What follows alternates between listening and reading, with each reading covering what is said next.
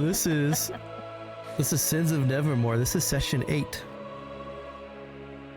Sadly, we had to miss a month because of my sickness, but we are back and we're diving in. So if you would, Isole, hit us with the recap of what happened last session so we can all kind of catch up. Yeah, definitely. So, session 7 had us start with the 15th of Isole.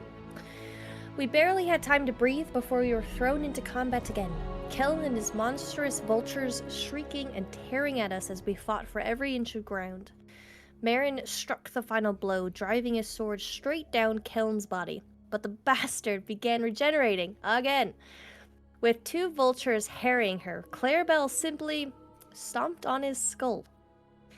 Marin carved into him one more time, pulling free a shattered crystal. It burst with necrotic force, nearly knocking me off my broom, and then everything ended in a sudden bloom of smoke. Zombies, vultures, Keln, all gone. Marin admitted he'd seen black mist spilling from Srovis' mouth in the fight. Not breath, something other. Maybe divine, maybe cursed, maybe both. Searching the camp, we found a dice game, someone's last attempt at normalcy, bracers of archery, and a cloak of many fashions, which I couldn't resist trying on. It shaped itself in deep silver and green edged with twilight violet. Gold veins rippled like sunlight leaves, with musical embroidery shimmered at the hem, and the clasp settled into a golden moth right in the center. It flowed as if the music in my mind had become fabric. I had felt seen. We pieced together what happened with Keln. A necromantic curse laced with traces of the Winter's Dream, something that mirrored the hag's influence from a bit ago, but not exactly. Keln had both threads, though, while Srovis only had the necromantic curse part. Another mystery. Before leaving, we discussed a party sigil, a half-lidded eye, the iris a U-shape. Clarabell added her thumbprint and I added a music note, but she later scribbled it out, and it's a work in progress, much like us. By the fire that night, I apologized to Marin for being too much earlier. He accepted quietly and retired, and I'm still not sure if I did enough. Next day, 16th of Isole. Duskreach felt heavier. More Crimson Order patrols than ever. At the inn, Kazrak slipped away to deal with the Whisperer and Renner, while I attempted and failed to pick up anything meaningful about the Order's heightened presence. Marin and Clarabell shared a moment on the couch. She offered to listen if he ever needed. He seemed grateful, before wandering off to prove Knuckles Dorn's death to the Thieves Guild. We were paid, and they warned us of the Grave Order is hunting us. The Thieves Guild covered for us, and we promised discretion in return. I, meanwhile, convinced Myra Two Teeth to join us as Lorik's cook. She left immediately to accept.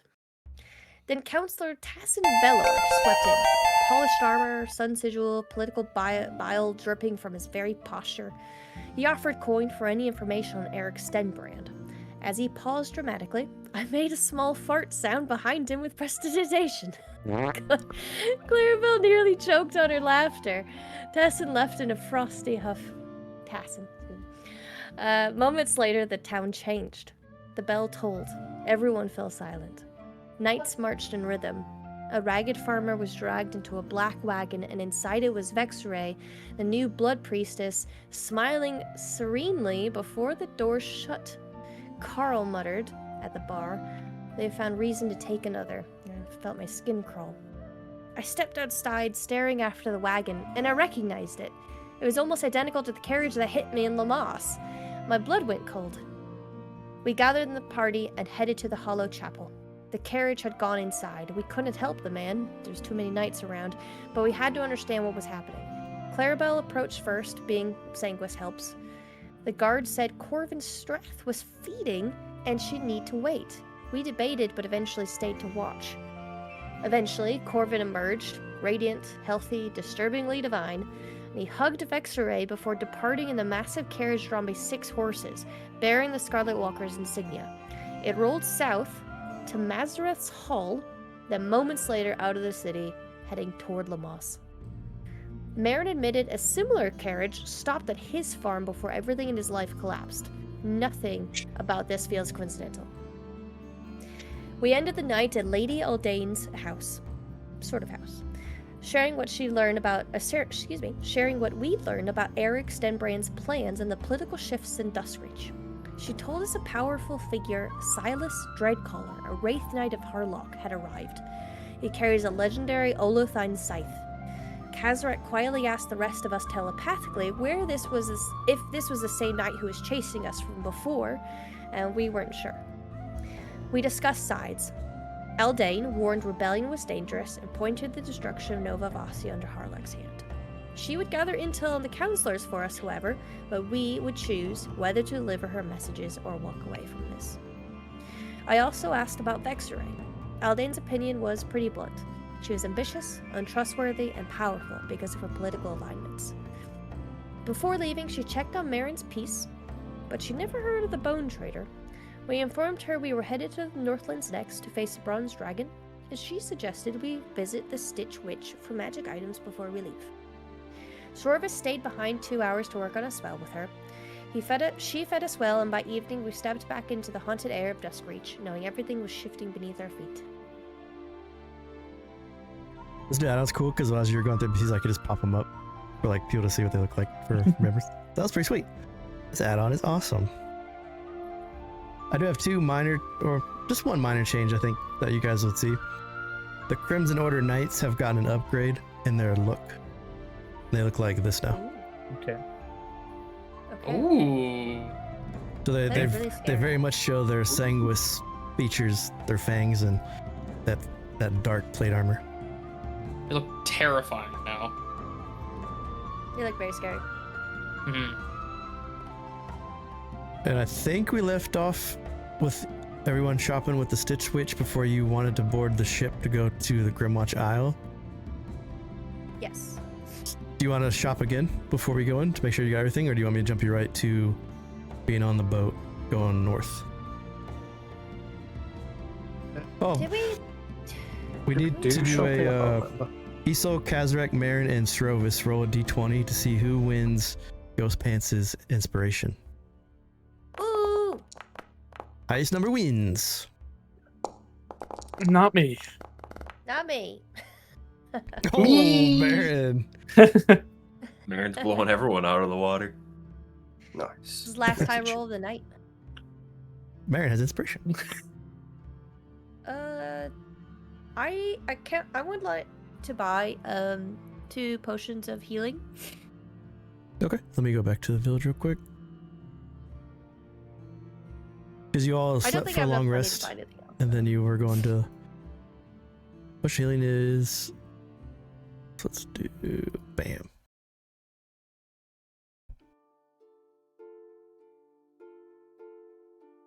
Nice. Bitch witch. Bitch witch. If y'all don't move, I can do this. Yay! You got the teleporting? Yeah, the M Okay. teleport. Is Yeah. this also... Oh yeah, I gotta go to her. Gotta be next one. Quick, everyone hug the witch. I'm gonna buy the potions of healing. Ooh. 2. And you collected your money from the Thieves Guild too, right? And you passed it out? Yeah. I think The 1,000 gold. for Yeah, Nichols? out the little alleyway, I think. I gave it to everybody. Oh man, I want that pearl of power. I kind of just want to buy that bracelet just to have it.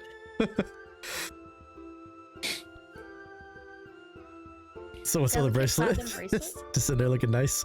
The delicate platinum bracelet. Yeah. Because you can sell stuff to her at 50% gold cost. This way, this pipe you can take my name to the slip, make them of a creature. There's no more There's healing value in potions. Like regular. How'd you buy them all? Here, let me give her some more. I did buy them all. She should always have potions on her. Gold armor? Regular potion of healing. Enjoy the boat, you can cast level 3 version of the Animal Friendship. Actually, these There we go. potions. Cloak of Mail. Part She of the gets- beast, you can see within range. I bought 3.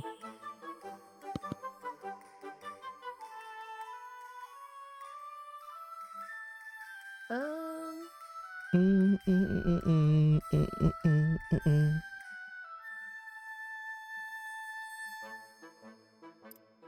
I used all my money. I really want to buy the boots. Do you remember how much money you get for the Stillwater Rescue, which is where you bring back the people that were on the boat that got attacked by the dragon? I think it's under J still. What did you say? Do you guys remember how much money you get? I think Grizzly's muted. 1,500 gold. I am muted. It is 1,500, so 300 each when we do that quest. So, but we also have to pay the guy, don't we? No, I have to kill him. Well, first off, that's true. Wasn't it like as long as we do it fast enough, it's not that expensive? Was the deal you struck? Yeah. Or we could kill him. This No. Marin guy, he knows how to live. I like it. Right? The dagger +1 wouldn't make my psychic blades +1, right? It would, yep. It would? Ooh. If anyone wants to get something that's a little pricey, I can chip in and give you some of my money. I think it's weird that you can't Just upgrade buy that, that. so I think it makes sense to do that. Okay. Yeah, I think that's a I'm good way of gonna- doing it because you can't, can you? Otherwise, you're just stuck with what it gives you. Yeah, like monks I'm not gonna buy be able to upgrade their unarmed strikes. I always thought was weird. Actually, no, I think they fixed that for monks. I think you have an item now for +1. You get the The glove wraps, things. gloves, yeah. Yeah, the wraps. That's the one. You just might need to go under your dagger and change it to psychic damage. Gotcha. Weird. It didn't even give me the dagger. It did? You just deleted it. Just took your money.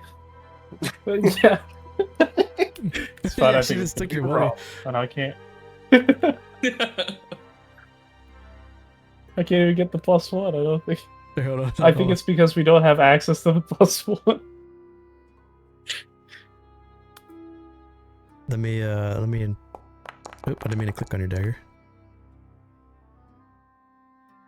So when you do, I don't know if you guys have done the new +1 stuff, but I have to make it with enchants on the new Foundry system. But the fact that I didn't give it to you is weird. So let me make this real quick. Dagger.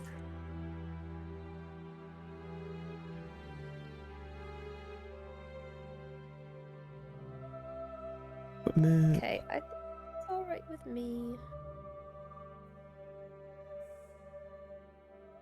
It's also a +1 to attack damage, right? Yep. Or is it just okay? Attack hand damage. That's Ooh. Yeah, no, that's fine. There you go. You should see a +1 dagger now. thank you. You know what? Fuck it. Yeah, okay. Ooh, boots of Elvenkind. Yeah. Oh, you got it. You had a lot of money. How did you have that much money? I've been saving up. I feel like I've been saving up too. That's really good for your stealth, being the armor. Yeah. I was saving up too, and I think I had a lot of gems that I sold before. Oh, is he not a merchant? I thought he was, but it didn't look like it. He is, but it's just like regular adventure. Ah, I think that roll buckle. Yeah, they sell regular adventuring gear. Between the two of them. So anything you want to buy from I that, just wanna we check just my drop it from your. If you want to buy rations, we would just drop them onto your sheet at cost. So rations are 5 silver for 1. Yeah. I'll buy one more ration. Yeah, I feel like get them because the advantage means I can just straight roll stealth now, which helps a little bit. Yeah. Yeah, Dusk Reach is That I a might not Bless you. bless you. Dusk Reach is a max GP value of 2,000, so you can buy anything from the adventuring handbook, like adventuring gear, 2,000 and lower. Any weapon, any armor. Here at the marketplace. Just gotta save up some fancy armor now. I think plate armor is 1,500. Good. Yeah. Maybe I Does get it- some like heavy mithril armor, and then I'll have advantage on my stealth. I'm gonna test this. Yeah, it worked. Nice. And make sure Level the bonus 5 action now. works. I completely forgot about that.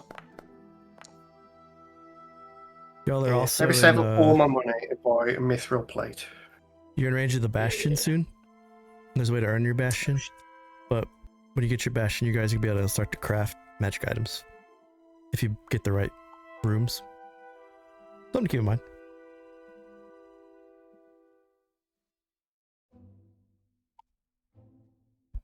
Right, I am good to go. I'm ready. Everybody good? Mhm. Yep. I'm gonna throw you on the boat. Nice. What were the lamps lights by chance? Were they green? They were dragon coloured. They were green. Yeah, nice. So this is Lorik Falls boat, and you all hired Myra Two Teeth to also join the crew. So it's not a very large ship, but it's enough to get the 5 of you across from the Nevermore Expanse to the Grimwatch Isles, which takes you 4 days over the frigid North Sea. Lorik Falls at the helm. I hope this map doesn't get anybody because it's really animated. Seems like I it's have to working so refresh hard. whenever you change scenes. I have to refresh for some reason. It doesn't like load. Okay. So you all went to the I'm docks good now though. with Myra and Lorik. Myra's already there preparing. Lorik seemed very happy to have a companion, and he lets you know as much in his way. Happy that you guys gave him someone to be with him on his boat so he wasn't alone. But you set out into the frigid north. The first day at sea is it's a slow descent into a cold that I don't think many of you have realized existed, unless you're from the Northlands or this far north. The water shifts from a deep blue, something a little heavier and duller under the sky that refuses to brighten. It's very cloudy as you embark.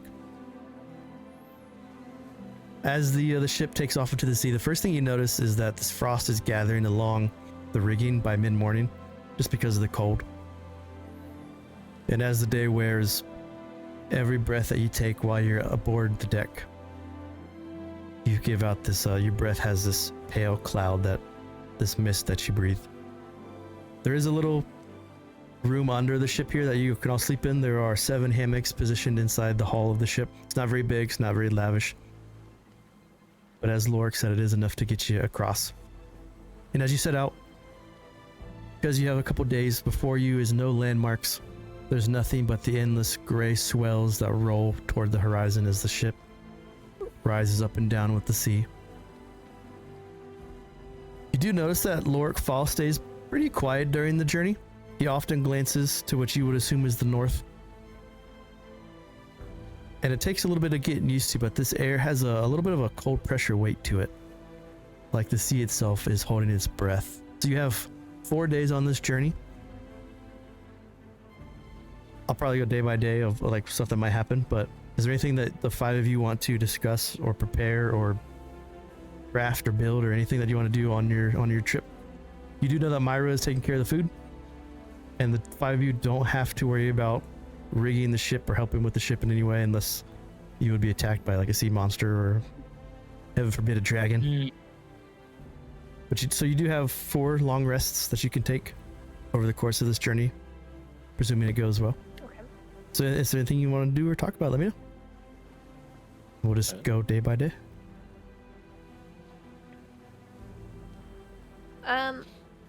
I want to read my book, Frogs, Flames, and Fabrications, to pass some of the time. Okay. Marin would like to try out his necklace with the assistance of somebody. Is that the water walking necklace? No, it's the one that lets him breathe in any environment. Oh, okay. Yeah, Clarabell's down. She's got a rope. She'll tie it around your waist. Don't Yeah, leave as her soon a bit. as sort of Not fully in the water, because that's going to suck, but like top off Oh. maybe. You shouldn't have offered my assist. You shouldn't have offered for me to help you. The rope's suddenly 2 foot longer than it needs to be. At least. I will mention that Clarabell is not very strong unless she's in her curse form. Okay, change of plans, never mind. I'll wait till we get that. Clarabell is weaker than a commoner when she's not a monster. If you're not hawking out, you might go over there. It's fine. I'll tie you around my waist. So if you go, I'll go. It'll be safe. Yeah, you can certainly try. Any one of us can breathe in water, though. Why don't you tie yourself around the mast?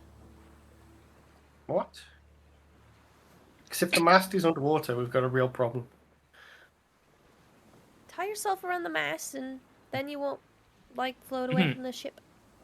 I see. I thought you said just, like, tie myself to the mast.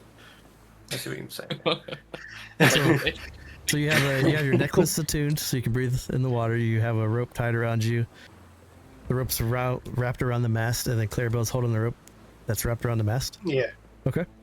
Obviously, I'm going to take my armor off as well. Just I don't want nothing getting wet. Okay. I'm just going to jump over the side and see how it goes. Clarabell, give me a athletics check at advantage because it's wrapped around the mast. Sure. And then This is like little kid, like little brother energy, where it feels like I'm helping, but I'm holding an unplugged controller. I'm not really doing much, but I'm here for it. So you all watch as Marin, with this rope tied around his waist, leaps off into the frigid cold water. Marin, as you hit the water, it is like, it almost is enough to like cause your lungs to feel like little splinters are stabbing you because the cold is just so extreme here in the frigid north. But it is extremely cold. But as you hold your head underwater, and as Clarabell, with just enough strength to hold this rope to the mast, you're being pulled alongside like almost like an unanchored anchor on the boat. But you can breathe underwater as you're slowly getting a hypothermia. Okay, I'm going to pull myself back into the boat then. Give me an athletics check as you start to pull yourself up the water. Okay, yeah, easy. So you muscling through the waves, and as you pull yourself up the side, you see it's almost like a confused look coming from Myra Two Teeth. Lorik's not paying attention, but Myra's looking at you kind of confused as you slowly pull yourself up, drenched in water, little bits of icicles hanging from your long hair. But it was successful. Well, glad that works. You want to go back in? No, not entirely at all. I am very cold. I don't think anyone's ever used like a human for fishing or as bait. There might be some like large live fish that we could catch. I would rather not. I would just want to get dry and warm. Thank you. It's not as fun. Do you want my lantern? Try and warm up your hands a bit. That would be appreciated. Thank you. 2 copper. She'll fish through to get her lantern. Rude. I don't have 2 copper on me, but when I have 2 copper, you can have 2 copper. I'll take a silver. I just don't have any change. I found 2 copper. Take a 2 copper. That was easy. And that is how you become a successful businesswoman. Right. So this is still the first day, as after Marin climbs aboard, dries himself off. It's probably around midday now. You see Myra, she hauls out this very dented iron pot. This iron pot has this huge dent in the side of it. And she is the cook. And she goes to set the pot over a small flame. And she turns the flame on, or she tries to like get some fire going. And you see the wind snuff out the fire instantly with a hiss. And you watch Myra growl and relight it. And as she relights the fire, the wind again blows out the fire. The third try, she tries again. And for those close enough to her, you can hear her just muttering under her breath. Just cussing and cursing. And she finally gets it lit. And then there's this thin wisp of smoke which curls up from the pot. But for those that are proficient in survival, you would understand that this pot is warming up very unevenly. And the smell drifting out from this pot is very questionable.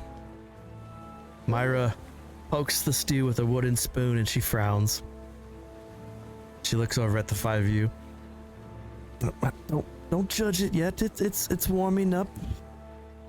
Probably. Captain Lorefall walks over, takes a sniff,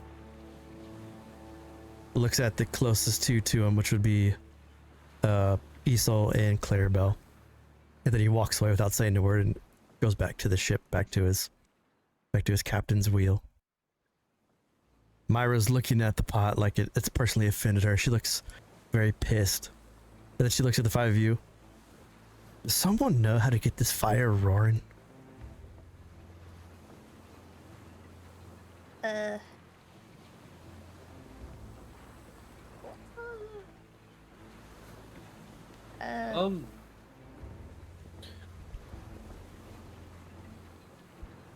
I've spent Would I some be time able in to- the woods.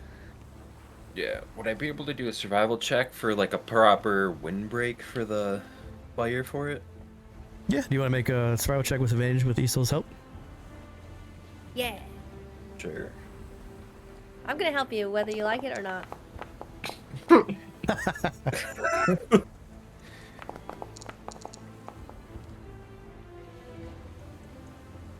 Okay, yeah, with a 17, the two of you are able to, you come over to Myra, you help her get that fire roaring as a cook fire should be, to cook her frozen stew that she's brought with her onto the ship. Is there anything that you would want to do to the fire to like get it roaring that you think would do, or do you want to just take the check and make sure it goes? Like cast firebolt onto the flame or block the wind with your bodies or somehow?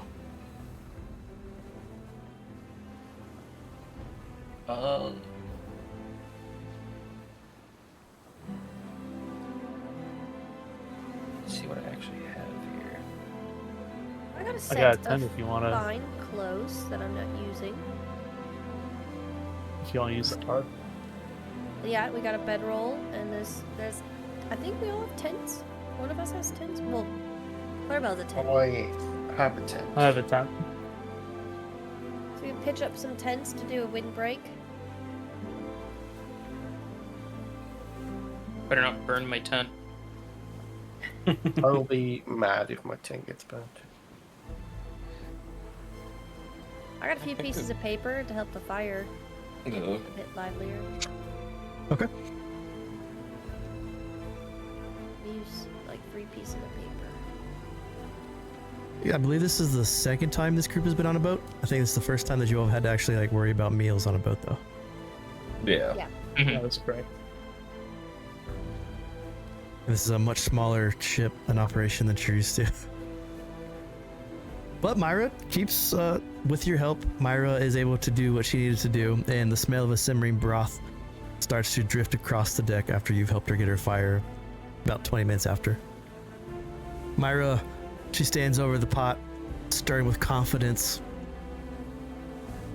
And as the stew bubbles steadily, Srovis and Isole, you could both look into the stew and you would see these thick chunks of white fish, potatoes. Looks like some sort of herb. It's hard to identify. That's bouncing around. And as she lifts up the lid, it smells very warm and earthy. And you, if you like to eat her fish stew, you feel like this would be a good way to settle your bones on a cold day at sea. Yes, please. The question is, now that Myra has made her first dish, struggling a bit, but it tastes good enough. Pretty decent. How does that make you all feel about Myra after hiring her compared to the other companions where you disembarked? But she did do her job for the first day. There is a good stew to eat as night rolls into across the horizon in front of you. I think she's more competent than Carl would be, because Carl was kind of really eager to drink all the time. True. Yeah, we know she knows how to cook, which is a positive. Fire She's building just never skills been aren't out. the best, but yeah. Been out on a Let's be boat. honest. Carl was drunk all the time, so the waves wouldn't have bothered him. The waves aren't bothering Myra. He would have fallen off. You'd have had to tie him to the mast. He knows how to stumble upright. He would have been an excellent rigger. You're putting a lot of confidence in him. It's a shame Or we'll you never don't know. know. Besides, even if he fell in, we have a guy who can breathe water. He can go fetch him. It's fine. Maybe. Carl. So something to keep in mind, the reason I bring it up is because you all, like I talked about, you're about to get a bastion, and you can have a certain amount of NPCs that are automatically hired to your keep. Is she Wow. like a Right. Myra? So you might be able to take Myra, or you could be like, hey, Myra sucks. I don't want Myra. I don't have any reason to dislike her yet. Yes, so keep in mind. So after your first day at sea, a very cold, new experience for the 5 of you, but you do have a nice warm meal, and Lorik Fall seems to be a very competent captain as you guys continue going. Day 2, as you all wake up, now the horizon in all directions is just nothing but that rolling, cloudy, heavy, dull sky and sea. Is there anything in particular that you all want to do on the second day out of 4?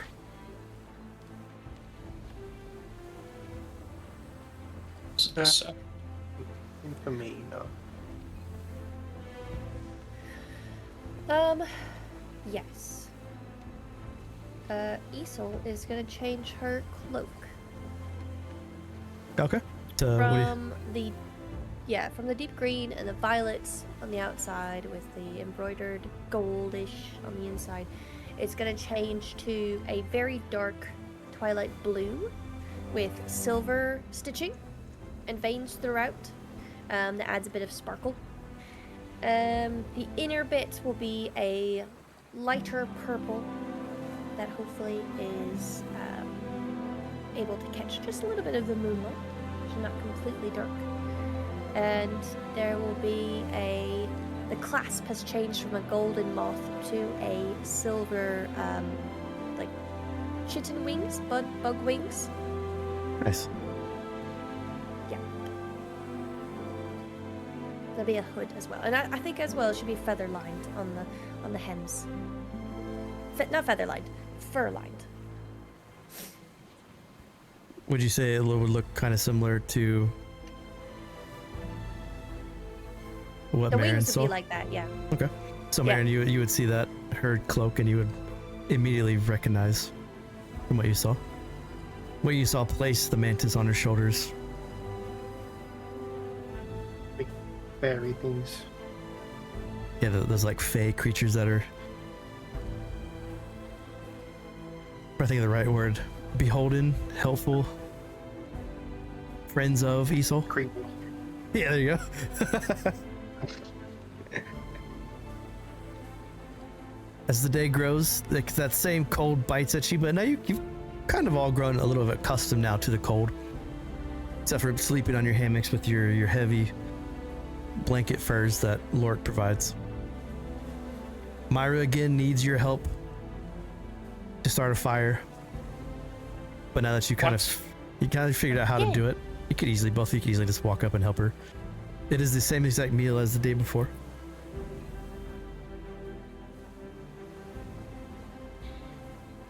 That's fine, unless that's all she knows how to cook.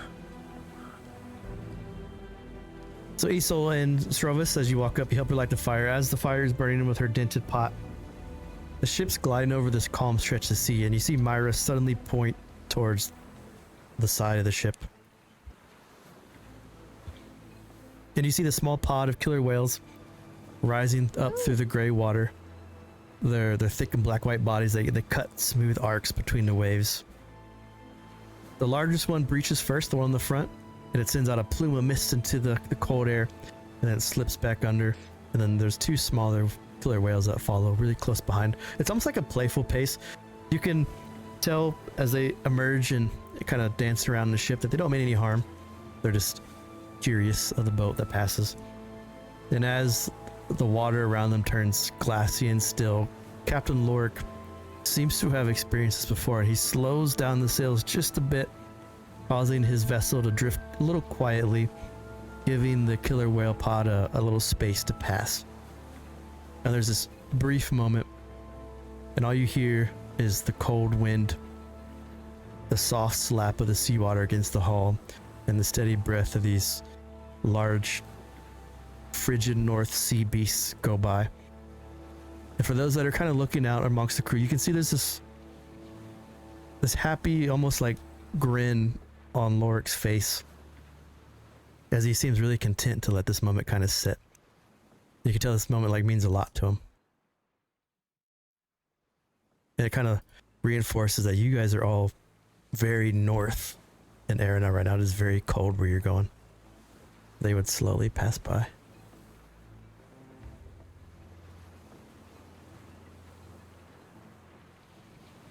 Once the killer whales pass by, Lorik regains himself. The smile fades, and then the ship again picks up steam as the stew that Myra is cooking starts to smell like it's almost ready. But happily, it's another calm day. You guys haven't had many calm days at sea or just in general since you've all met each other. So it's nice to reflect and catch your breath a bit, I would assume. Isole would probably make her way over to Myra as she was making the stew and stuff. Somewhere probably between the pod of whales showing up. And she'd try to make conversation with Myra and get to know her a little bit more, see how she's doing, how she feels about sea life. If she knows anything about the Crimson Order. Okay. Do you want to roll a check to kind of persuade her to talk to you, or do you want to just kind of roleplay and see where she goes? If you want to make a check, we can roleplay. Okay. Oh no, we can do a check. We can do a check. I'm pretty persuasive. So give me a persuasion.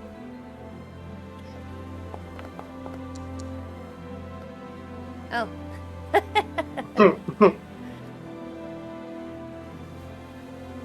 least it wasn't a one.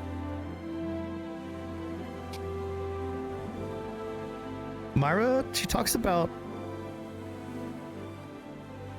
She says, I always found being on a boat in the frigid north was my calling. The first ship I ever worked on, it wasn't much bigger than this one. We fished much of the northern sea. It was cold work, but it was honest work, and we were far away from the Crimson Order and Nephistrad. And it was good to just be away from it all. One winter, similar to what we are now, the ice came early and it boxed us in. We couldn't move. We couldn't break the ice, and we thought we were dead for sure. And then she kind of points to where she saw the killer whales come up.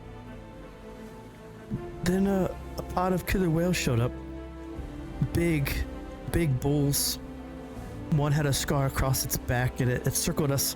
It bumped the ice. It cracked a path, almost like it knew we were in need. And it did so all night with its pod, and by sunrise we had a path out, and our captain at the time called it luck. I think it's just that when nature realizes that you are in need and you are friendly and helpful, that the sea will take care of its own. And I think that is where we are now. As long as where we're going, we are respectful of nature, we'll be okay. I would recommend you all do the same when you run Grimwatch.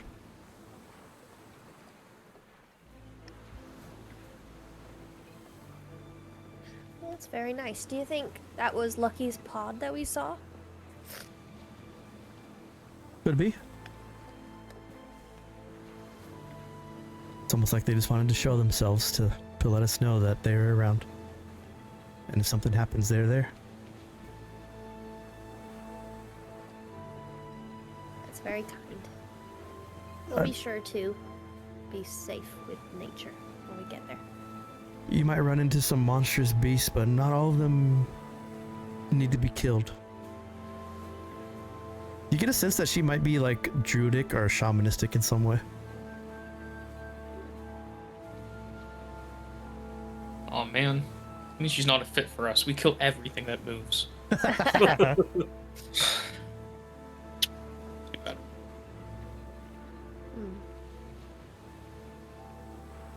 I thank her for her time, and I provide a bit more information about us. Nothing really substantial. It's just like what we like to eat, or what we like to do in our spare time. Just like a few little anecdotal stories that hopefully shows that I'm opening up to her in a way. Like I wasn't just talking to her for her information one way, although I don't provide her anything of substance. Okay. Yeah, you build a relationship with small talk. Yeah. She seems very concerned about Kazrak and being old and the cold. 65 months, Prophet. Thanks, dude. Appreciate the sub, man. Yeah, Prophet. I wouldn't be concerned about Kazrak. He's much younger than he looks at heart. You might want to let your friend Marin know, too, that the water's going to get much colder as we get further north, and if he's going to scuba dive, he might catch a cold. Oh, I don't... Yeah. Okay, I'll warn him. I don't know why he jumped in before. But sometimes... maybe he needed a shock to the system. I did appreciate him understanding not to wear his armor and jumping in just a loincloth. I think Clarabell liked that too. You're not a thing. He's single. But he's a bit rough around the edges, I'll warn you. Really rough. Super jagged, actually. So he needs fixing. You see her... I don't think there's anything left to be put back together. She's lighting up the bowls of soup for y'all, and you can easily see that there is much more fish chunks in Marin's bowl that she hands Marin. Alright, she's voted off the boat. That's not cool, man. Well, He's not okay, being well, invited to our bastion again. No. Picking favorites, man. Oh. maybe I could teach you how to, like, make some flatbread or something. Do we have flour? No? Myra looks over her shoulder to the Lord. Oh, Lord, do you have any flour? No flour. Maybe next time. Okay. Fish stew it is. Alright. Why don't I call him over and you can give that to him personally?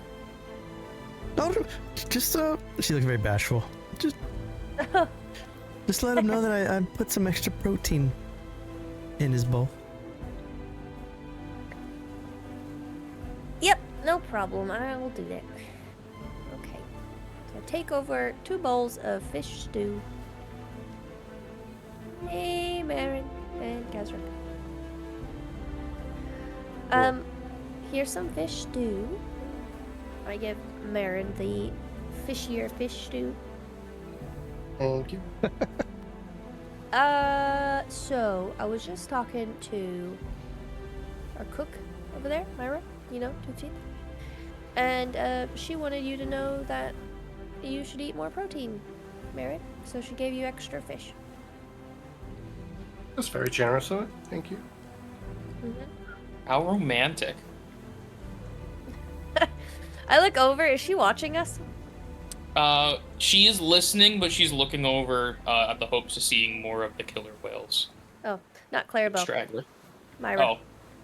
But Myra- no, Clarabell's Clarabell's listening. fine. Myra's doing Don't the have to same. ask how she's doing. Myra's side-eyeing. Trying to not look Okay. suspicious. And maybe you could, you know, she think, well, whew. You might get stiff wearing your armor all the time, so you might want to consider resting without it, I think she said. Because she's you know, she looks pretty strong. She might know that sort of thing. What? I'm entirely confused what you're trying to say. Don't You listen know to what I her. mean, Kazrak, right? Marin, don't do it. I think Myra's I gonna don't wear backstab heavy you, armor and like she doesn't that, want so- you wearing anything. Say that, Clarabell. That could be what it is. Maybe she's just threatened by the group, so she wants to Okay, get the okay, armor, so it fine. means She it's didn't skill. say it. She didn't say it. She just said she liked it when you were in your loincloth. So now you're just lying to us again? Well, That's very Isole of how you. does it feel when I say that someone liked you when you were wearing your loincloth? That's pretty embarrassing. It's Wait, better than where- lying, isn't it? Were you knowing clothing or were you just bare assing it? Nice clothing. I was just trying to protect her modesty. She's a little shy. Well, so am I. Marin's gonna step away and eat Weren't stew. shy when you took off your armor. Let me go back and get some more fish for me and Clarabell. So Isole, as you approach, your perception's high enough to notice that Lorik Fall is... This is like the third time that you've been around Myra over here that he is checking this brass compass. And you get the sense that he's checking this compass much more than he should. And your initial concern is, oh no, he's lost. Compass is not guiding him in the right direction. But he doesn't make any like gestures. He's trying not to show anything. He just keeps looking at it and then he puts it away. Then a minute later he looks at it again, he puts it away.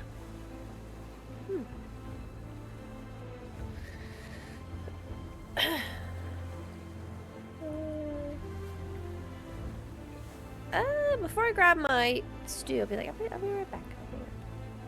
Hey, Lorik. Are you having a good trip? Well, it's as good as it can be. A bit frosty, but nothing a good old cloak can't cure. And a fire.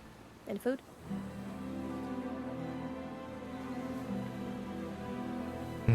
I agree.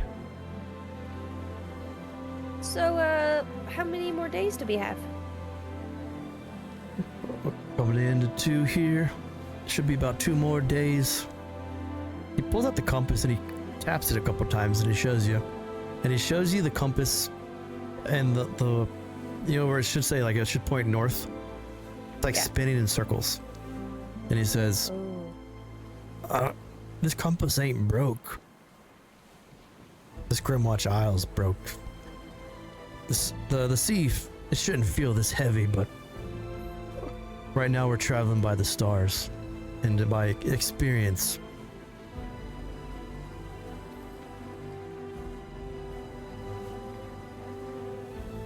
Oh, I thought you were going to continue on. Okay. So, what's causing that to not work? Is it the spirits or something? It feels like the Isles pulling us to the northwest, like they're either something's dragging us there, trying to, or something on the east of the Isles pushing us away. Either way, right now we're not traveling by the compass. We're traveling just by my skill at navigation. Okay. Well, do you mind if I help you?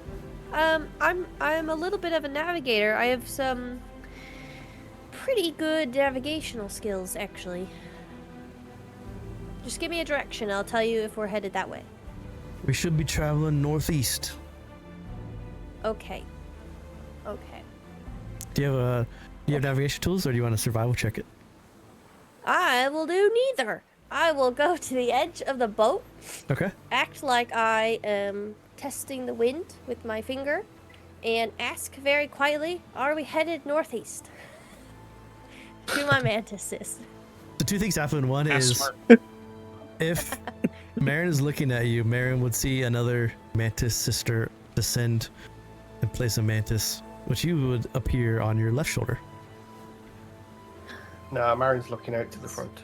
Okay. Beneath you. So then a mantis just appears on your left shoulder. Isn't that yes? Yep, so yes. So he is traveling in the right direction. Okay. Pretending. I'm just writing these notes down. Turning to. Okay, and then I shuffle the mantis. Where? In my cloak. I'll like put it. I'll like. She's on my shoulder. He's on my shoulder. The 8's on my shoulder. I'll like put the cloak over it just a bit more. And I'll turn around and be like, right, you are headed in the right direction. We are headed northeast. Yeah, you should know just by my look that I am a very skilled navigator, but just something, something to be wary of. The Isle is... I'll check a few times when, like, just give me a wink and I'll just double check, because, you know, it's something I was born with. It's a pretty silly magic trick, but we all got to start somewhere, right? Seems like a very helpful thing to know. If only I was born on a boat. Well, if we make it back in one piece, you're looking for a new career path. She's a navigator. Ooh. If my voice ever gives out, then I will consider it. Just let your friends know that the Isle is awake. Awake? That sounds scary.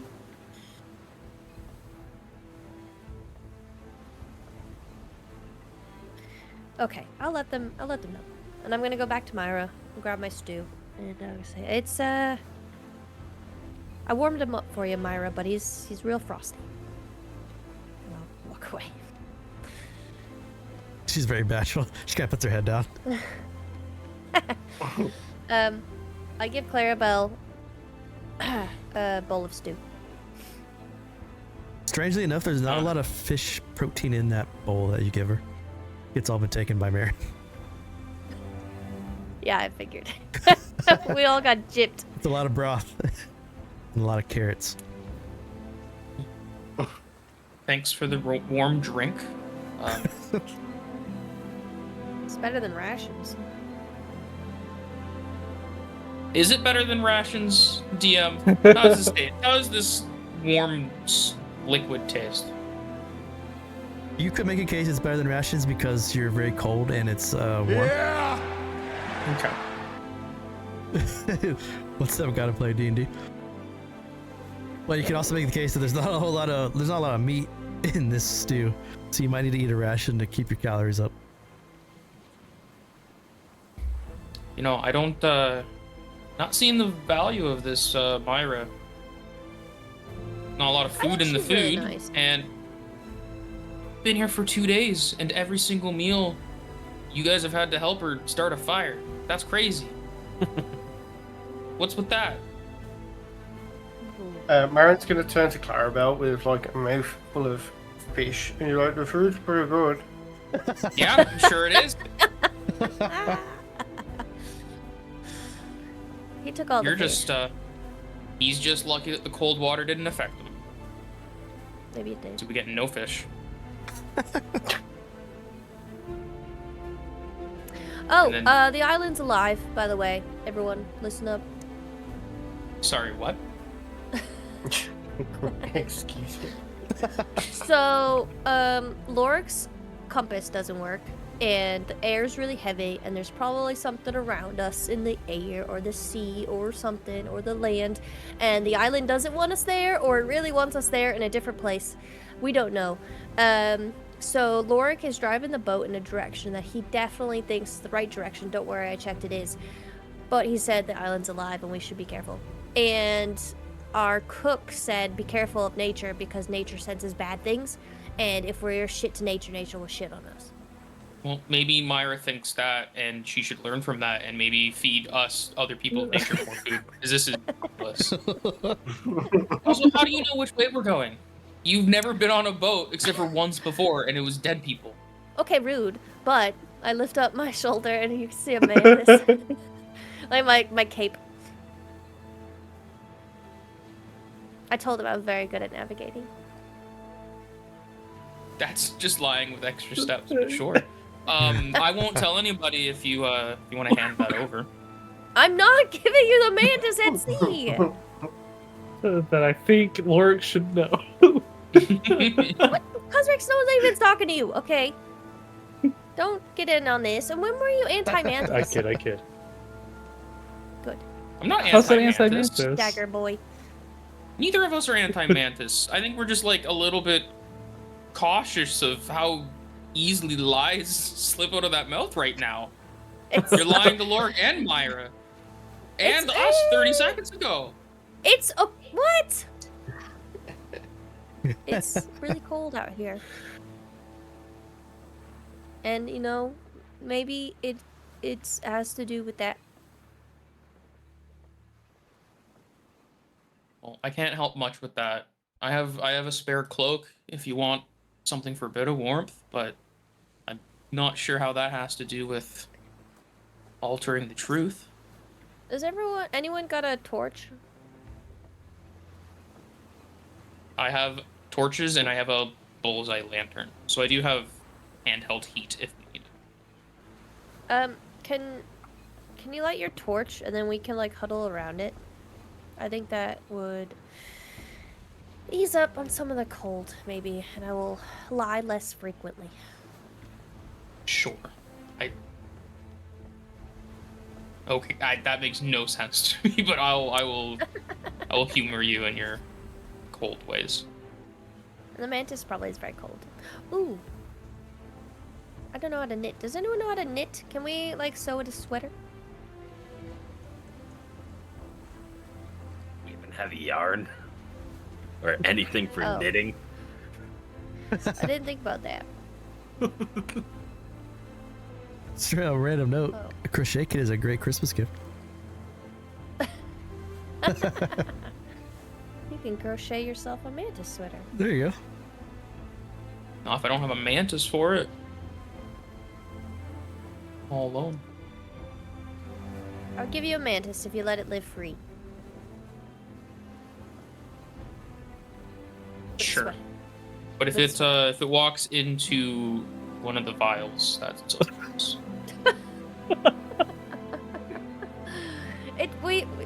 Okay, just light the torch. I'm so cold. I don't have any torches, so this lantern's gonna have to do. I was wrong. I just have this lantern. Is it warm? I don't think a bullseye lantern is warm though. I mean, it has like a tiny flame. No, that's too tiny. Does anyone have a torch? Kazrak, you have a torch? I have a hooded lantern. Why are we like this? Considering Well, the weather out here, I don't think it would last very long. Yeah, also like 3 days ago we didn't need lanterns. Or torches for that matter. This is all new. Yeah, we can't see in the dark. Yeah, is everyone except for Marin has lost their dark vision? Yep. Yeah. Have you been on a cruise where you like look out past the light and there's just like black? Yep.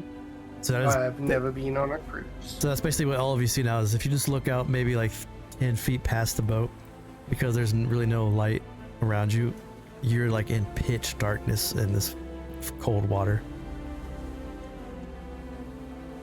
It's actually very creepy if you haven't seen it. It would freak me out. So they're just like, it's a like black void around the boat as you're slicing through the cold water right now. Before you curl up for bed.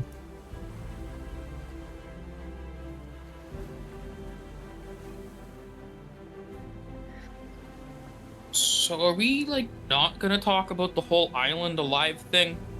That's not like frightening at all? It's very Maybe that's just the scary. same.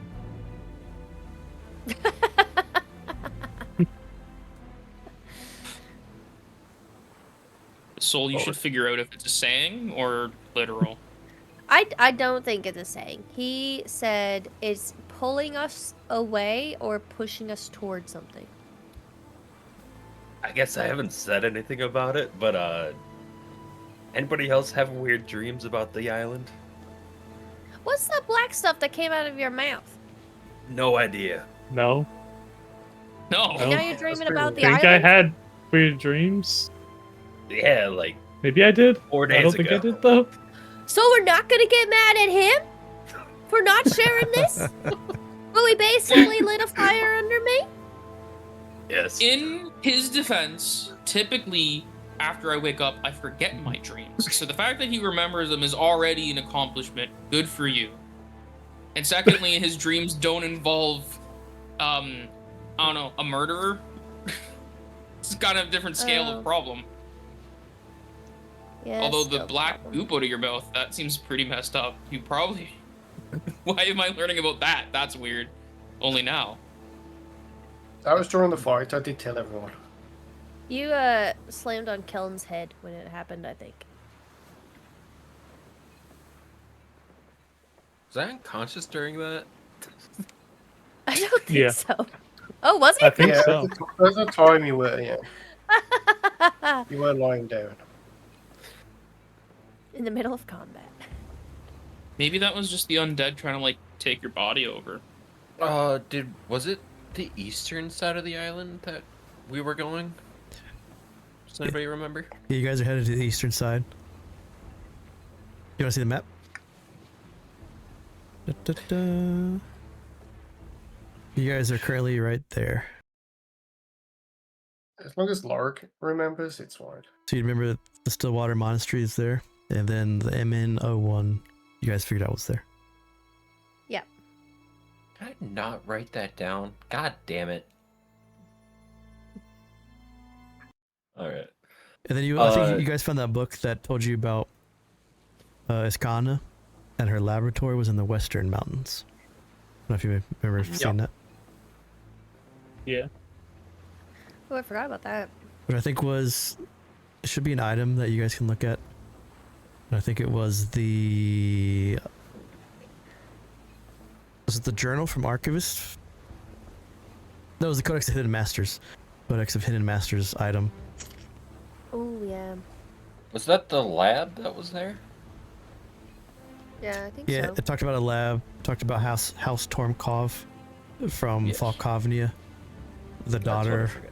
going over there and helping Iskana. And then you had that dream The about the dragon. I don't know if you remember that. Oh. It was so long ago, it was a month ago. Entry 3 is about the island. Okay, that's terrifying. This is the Western Mountain Range breeze. Blood is the truest engine. I assumed that before was the that- mountains in the Nevermore, not the island. Terrifying. I don't know if we end up going anywhere near there, but I think I remember hearing that he was doing some experiments with dragon blood over there. Oh. Was that an offshoot of what Srovis was working with, or no? It was. Yes.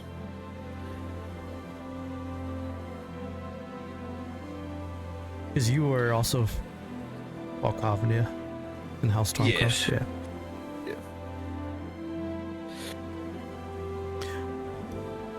And this is also the same thing that you remember. So this is so long ago, but we kept it before we transitioned to Sins of Nevermore.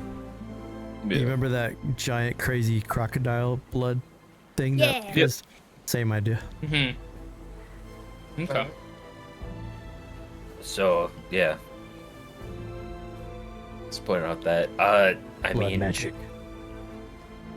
thought something like that, I guess it wouldn't be too wild if we run into more creatures like that on the island. But, like, what if the island is one of those creatures? I haven't Think heard about- anything about it, but I know that the lab that was there was doing experiments with dragon blood, so it's possible. Do you think that's why the bronze dragon is reported to be around here? I honestly couldn't tell you. I didn't expect to find that green wormling back in that cave, so... Wait, hold on. I'm agreeing with Isole. Why didn't you tell us about you knowing things about the island before we're 2 days away on a boat? Thank you. Honestly, I That don't seems really like have a important reason. before we get on the boat. I don't really have a reason, honestly. I just kind of forgot. It's the same with me. And they pitchforked me.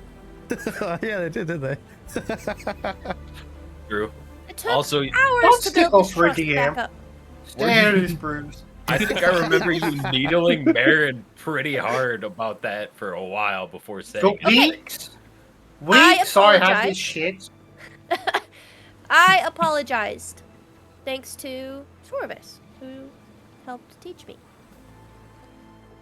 Ah, the liar's taught by the liar. Or I suppose the withholder of Hey! information. I is didn't a know great he was quote. having creepy dreams. It's such a good quote. I was gonna say it. I don't think I've actually lied about anything. I've just not said everything I know. My mom Same. always Same said as that if lying. you don't tell people things, it's the same as lying. So, Wait a to be- second. You remember the house with the dwarfs or the gnomes, and you guys killed them, and they brought back to life with the blackness, and then you guys didn't We didn't tell kill Kazrak. them. We didn't kill them. Yeah, we didn't kill them, and Rose said we shouldn't tell anybody. Hey, I think we're even now. Okay, you all So did you're shit. fine. That was another instance of Rovis not telling you guys things. Me and can Clarabell also- are innocent. That was Thank like you very 3 much. months ago. Irrelevant. Wait, I didn't hold it against you guys. I'm pretty But sure now you I didn't will. say That was me anything right now. about that to them. Why did you just say something? We're gonna move past this lying stuff. Okay, if feel anyone like- knows anything, we're gonna share it. It's like a house of lies. Let's start. No, new. we're done Fine. with that. Yep. It's a good party name. We're done. Until someone lies, we're done with it. We kicked them overboard. Yeah. And they don't get Marin's cool breathing water thing. They drown. Yeah.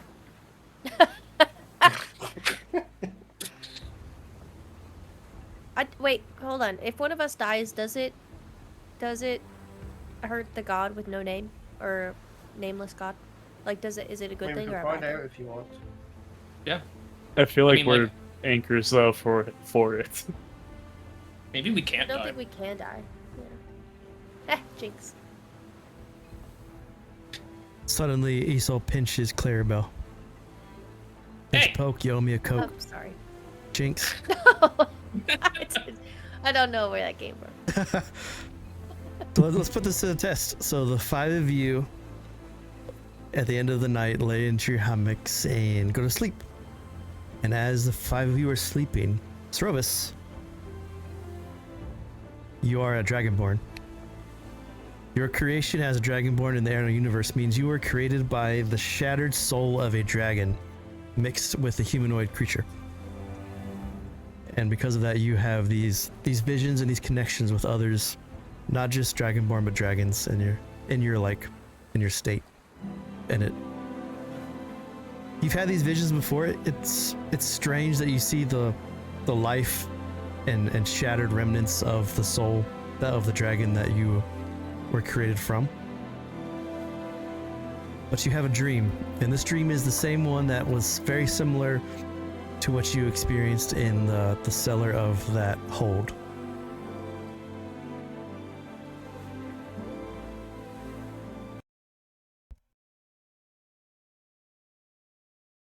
Whoa.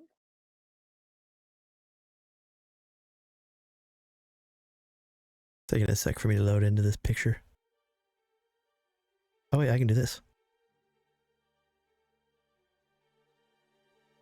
There's only Srovis is experiencing this. Let's go. So this is a dream that you experienced while you're on the boat.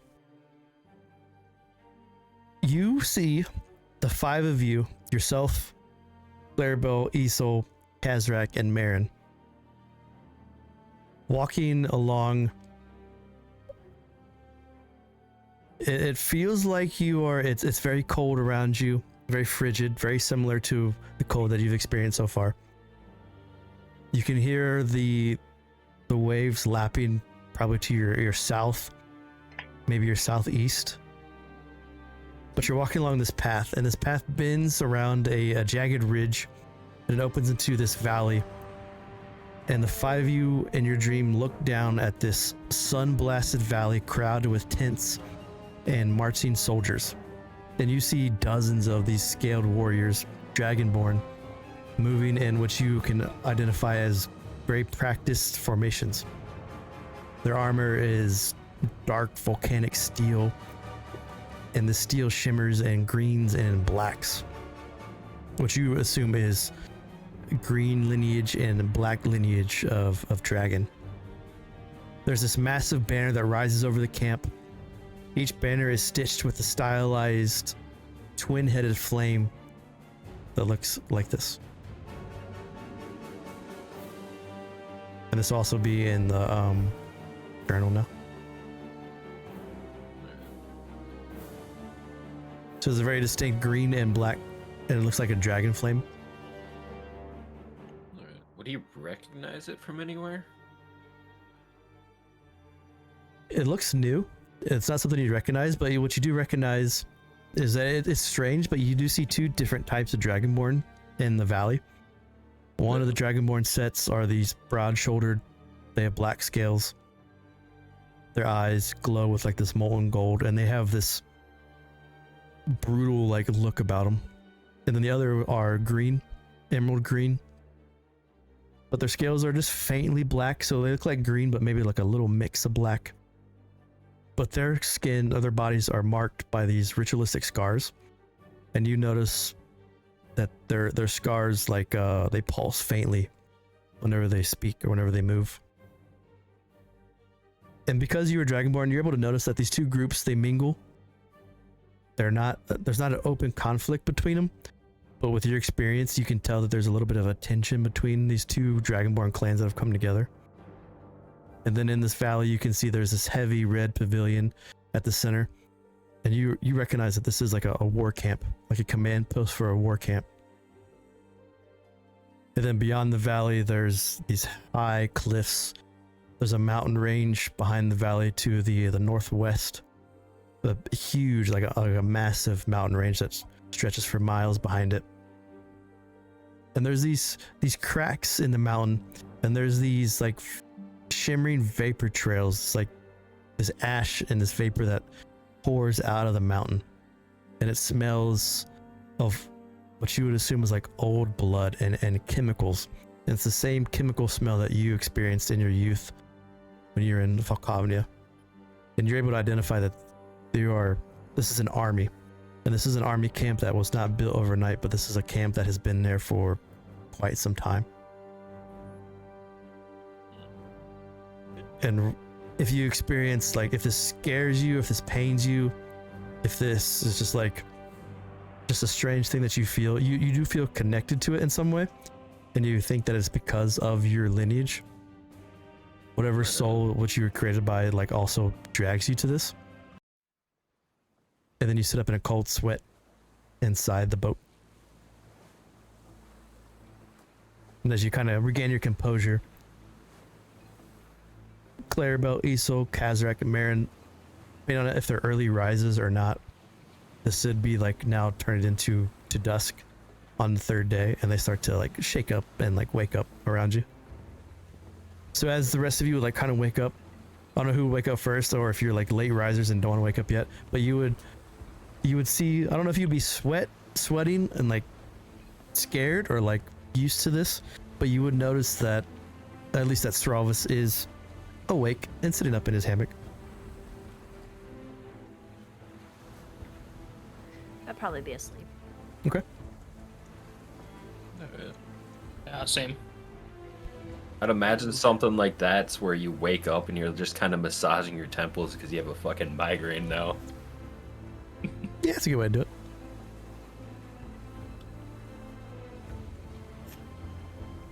It's almost like an unnatural pull, or like something unnatural reaches out to you based on your creation. That lets you know, just like with when you're in the lab,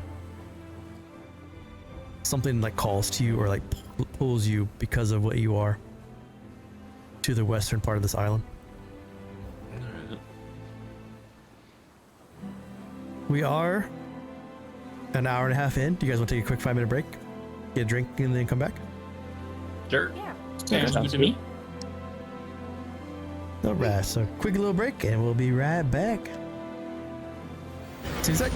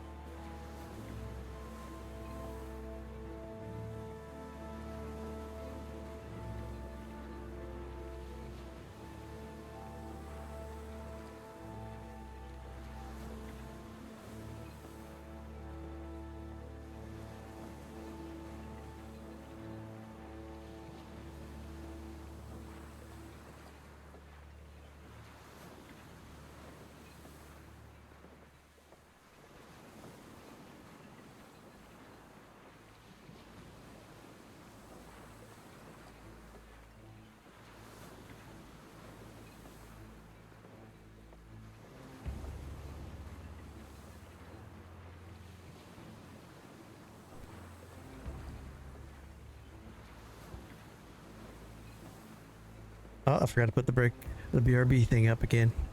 Whoops. I love how your guys' little Christmas tree is the only thing in focus for TJ.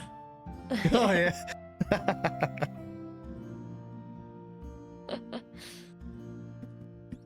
Christmas time.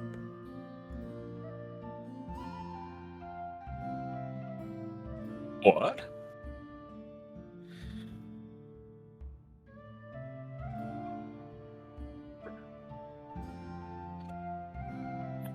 I like how the tree is the only thing unblurred there. Yeah.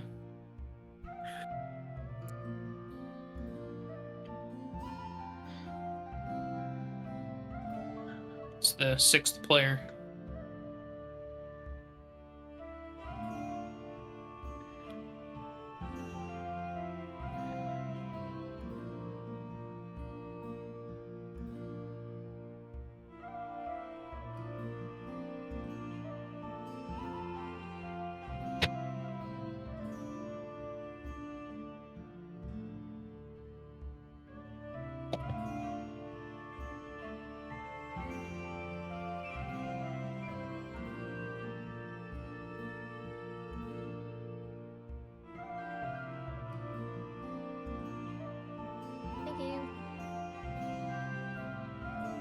leave a little jar.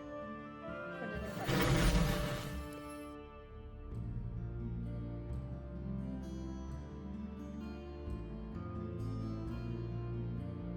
Did you get a delivery? Yeah. Popcorn. Nice. I don't know what I'm saying yes to, but yeah. Chicken.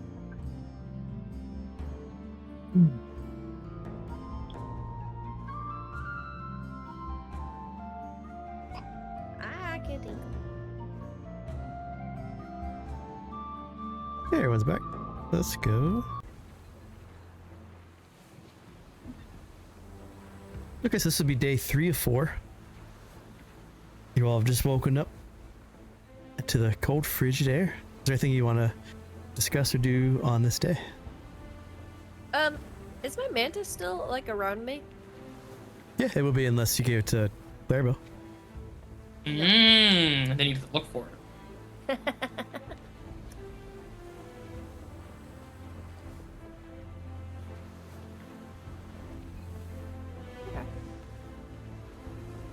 Probably increases the sound of music in my head, but it's alright.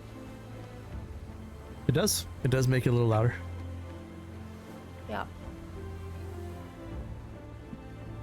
There's this weird thing now, too, where Marin, if you get, like, within 5 feet of Isole, while a mantis is active, you hear the faint, it's very faint, but you hear the same music that she hears. Because your soul is free. Your soul is free. Wait, I'll start hearing music? You do? Oh, no. Do you want to hear what it sounds like? Not entirely, but yes. Sounds like this. Soul is slowly infecting all of us.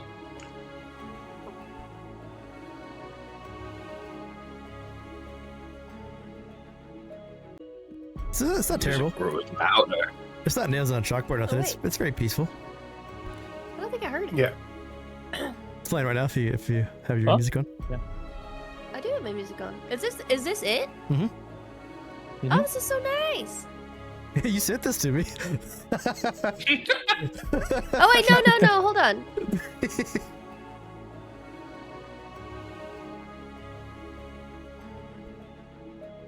Granted, you sent it to me a year ago. Oh! Oh, sure, yeah, okay. Yeah, it's really nice. This is what you hear whenever you get within 5 feet of Clarabell. Or within Isole. Clarabell has her own theme? Isole.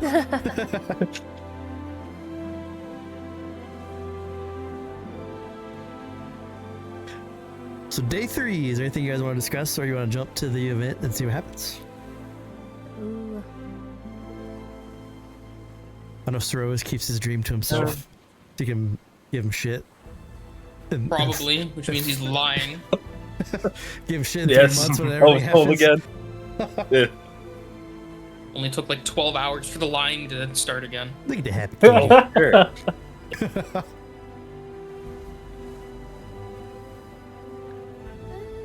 feel like I should cast some inspiration or something on people, but I don't have a reason why. It only lasts for an hour. So no, I won't.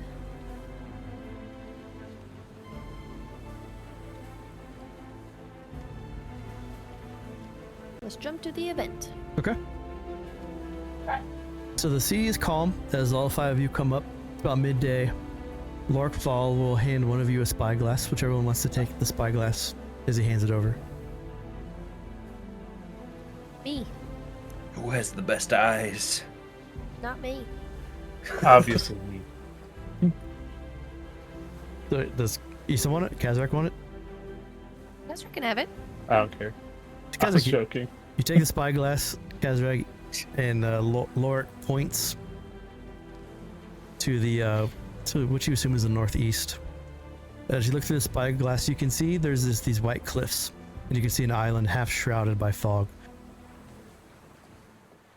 And then Lorik says, Grimwatch Isle, Stillwater Monastery, day out, almost there. Land hope. And as he points out through the spyglass, Kazrak, you can see a dragon the size of a grizzly bear is flying around where the Stillwater Monastery is. And the dragon looks like this. It's the size of a grizzly bear? That's crazy. It's just a little guy. It's a little guy, which is still huge. Its bronze scales gleam in the sunlight. This is a bronze dragon that you see, remembering the stories. And with a great flap of its wings, you can see this dragon is basically patrolling the coastline by this monastery. We might want to steer clear of the coastline Oh, by the monastery. did you see something? I saw the dragon. We were supposed to be picking some people up from that monastery. We can walk Yeah. towards it. I just don't think we should land nearby. I guess we can land closer to the island, but a little ways away from the monastery if you want to risk it. You might have a day's trek in if you want, but you all tell me what do you think we should do? I can land a little farther west or a little farther east of the monastery, or I can land closer to the monastery. Whatever you think is safest. Was this one a copper dragon? Do you remember? Yeah. Bronze. Oh, bronze. That's Sorry. all. Maybe we should land more eastward? If, those mountains breathe or whatever that book said was on the western side. Don't really want to get sucked into whatever that is. Well, aren't bronze dragons supposed to be nice? Like, what's the problem with talking to him? It's kind of like this is where you are, and this is where you said you could land like here, or you can land like here, or here, instead of here. He's showing you on the map as you guys are talking about what a bronze dragon is. I mean, I would imagine we would have better luck talking to this one than the green. And we talked to the green anyway, so Well, Well, the Kazrak green is just- like, Wanted to take stuff over. I don't Yeah. think the Get the brown dragon, will it's want to fine. be as aggressive. well, Kazrak is like 3 times older than me, and he doesn't want to do it, and he's made it so far. So I think we should listen to that advice. Are we sure he's 3 times older than you, or is he younger than you and just hit too many bad chests? That's a That was only one time. Kazrak sticking to ketamine. This looks older than what he is. oh no. I mean, did we know that you got hit by that life-stealing dagger? Yeah, you guys saw a mage No. in the boat. Yeah, I mean, you you him, saw. Did they? There was something else that took 10 years of your life. I think they saw you. Yeah, There's guys, a- like, mean, They saw the Shit. chest, but they didn't chest. see the dagger. Like, is the reason why I'm. oh no, Oh my yeah, God, we are don't you- know why you're dead. Yeah. Yeah, I don't know Are if you it's- actually only like an 18-year-old dwarf? yeah. That's the backstory? Oh my God. I think you might have. I think you've told Isole about. Do you want me to say the name of it? Yeah. Yeah. Yeah. So I think you told Isole about the soul devourer. Devourer. Mhm. That's Yeah. That's the dagger's. I Back think in yeah. the addict, I think. Yeah. I think. I don't know if it's common knowledge between everybody. I didn't share it with them. Okay. Yeah, so Isole knows you're old. So Esau keeping secrets again? Keeping someone Oh. else's secrets. You would know that if we were friends. I think we go east of the monastery. Do you think here or here? So, ping me on the map where you want Lorik to land because he has the map out and you can like ping it and he can take you there. I wanna go here because I don't think the dragon's gonna hurt us. So a day south of the monastery. Okay. Yeah. I guess if you like wanted to, you could land, go straight to MN1. True. Is what I'm like, kind of guessing. That's And what then- I was So you'd be like 1, planning. 2. Freaking, it's like boom, boom. I'm good Yeah. with that. So once you land, you are under the rules of travel. So it's a little bit slower around Yep. mountains. But you still have a day of speed in the forest. Okay. Okay. So you guys Yep. want to go east one click south of Stillwater? Yeah. Got it. Land ho, as Kazrak said. Go.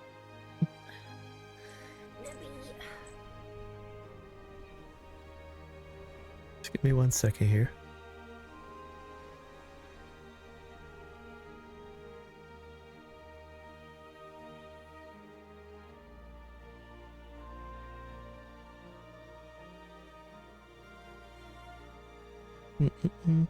So I use a pretty sweet add-on module that you guys might have heard of called Melinta.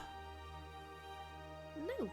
What Melinta does is it's a search database for Foundry, and it syncs you with any free and used, or like any free and paid patrons that you are a part of. So like I'm with like Chepeku and a bunch of other people, and it basically Yeah. lets you search their entire catalog and then immediately import it into Foundry. Oh, that's so cool. Yeah, so right now I'm importing a map. I've had to manually search for maps and then save all of them and then search for them again because I saved them. Yeah, this thing's pretty sweet. Wow. Nice job, module.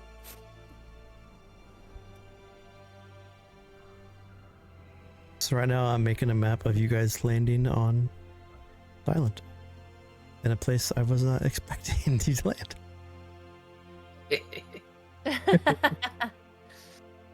What do you mean? You have everything prepared. I'm just looking at the our characters. Why you do this? I'm looking at on the Twitch screen. We have the squares for us. I wonder if it'd be enough room to have our character portraits on the bottom right of our pictures, our webcams. What do you think about that, YouTube? Let us know in the comments in Twitch chat. Oh yeah, like in the bottom I right think it's a corner. good idea. Yeah, I think the hardest one would be, because well, I could use Clarabell's old image. The new one doesn't have a background. Old Could you, images. do some Perfectly Photoshop. fine, yeah. I'm good with old. No need to put in too much work if you can just use the old one and it works, because it's still completely accurate. Because if anyone's like me, which is probably not many, I just forget things all the time, which is why the recaps are very helpful for me. But I forget what Isole looks like, and I forget what Clarabell and Kazrak looks like. So it's helpful because I'm a player and I could see your guys' characters in the game. But as a viewer, you might want to have Yeah. periodic like, That's oh smart. yeah, that's what Makes Isole sense. looks like. That's what, yeah.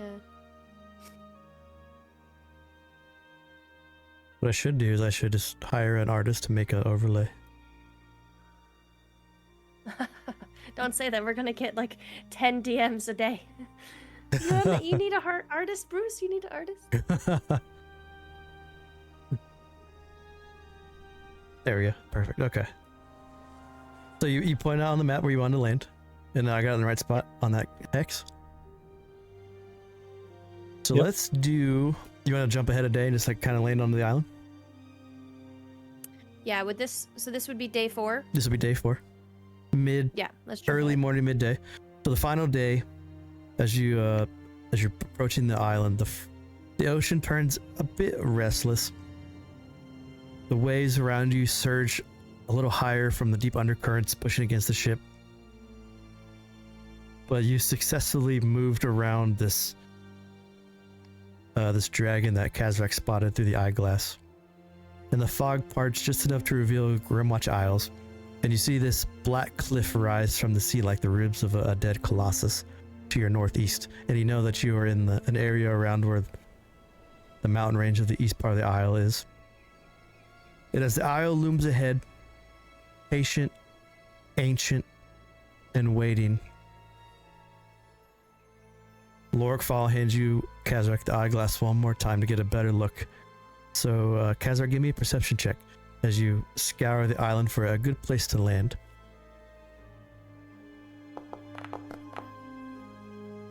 Oh, good roll, good roll. 18's a good roll. So so Lord gets you close enough to where you can take this small rowboat that fits the 5 of you just barely and row yourself to the edge bank, and you can pull this rowboat onto the side of the coast here and hide it as you need to. And Lork tells you all that he will maneuver the ship into a fog bank within maybe a mile or two of this area to hide him and Myra until you all return. So when you want to get picked up now, you can't go to Stillwater. You have to go to the same hex that you are right now. That's where you will be. Yep. I need to turn off token vision, don't I? Yeah. Ooh. Look at That's this. cute.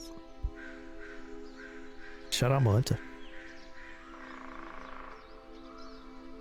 So the 5 of you land onto Grimwatch Isle. You pull this rowboat onto the shore here. So when you want to hide it, cover it, and maybe some shrubs.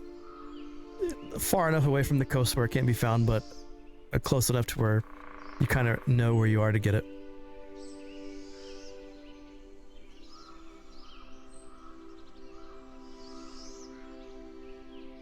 For the first time in 4 days, you can stretch your legs. It is a little cold here. The pine trees around you has sun shining through the trees. And these like dark evergreens with these heavy branches. As you walk off the coast, you walk immediately into the forest with this mountain range rising up about a day-ish and a day and a half journey from where you are. You can see to your west, northwest, the coastline continues onward, and you know that's the direction you need to go if you want to get to the Stillwater Monastery. But these trees, they're very close together, they're very tall. You'd almost feel like you're in a part of the Northlands that broke off from the actual Northlands island itself to be where you are. And despite this chill and this wilderness, the forest is alive around you in a steady but beautifully natural, undisturbed kind of way. It's not hostile, just an untamed place where you are now. And as you step into Grimwatch Isle, what would you like to do? A few steps into the forest, I would just like to break off from the group just a little bit, and I will take the mantis that I've probably tucked away in my pocket or a cloak somewhere that's hidden so it's kept warm-ish, and I would set it on the ground and say, okay, I guess you can live here now.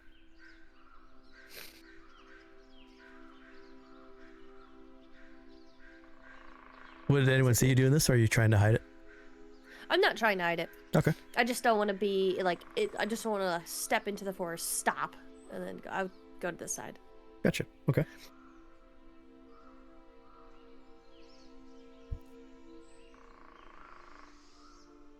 Oh, I guess I can. So hopefully it doesn't break your guys' stuff, but Ooh, does it fit well no, for that everyone? works for me. Nice. I think. Yeah, it looks good. Remember too, if you want to spread them out, you can close your chat sidebar where you roll, and it'll automatically space them on your screen. But the 5 of you are entering Grimwatch Isle Forest. Midday.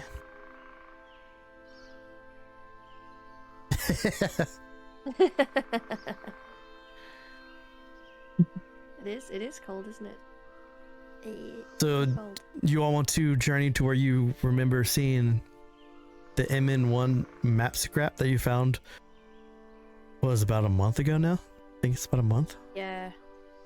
It's been 13 days. Okay. So a little, 2 weeks. 2 weeks. A fortnight.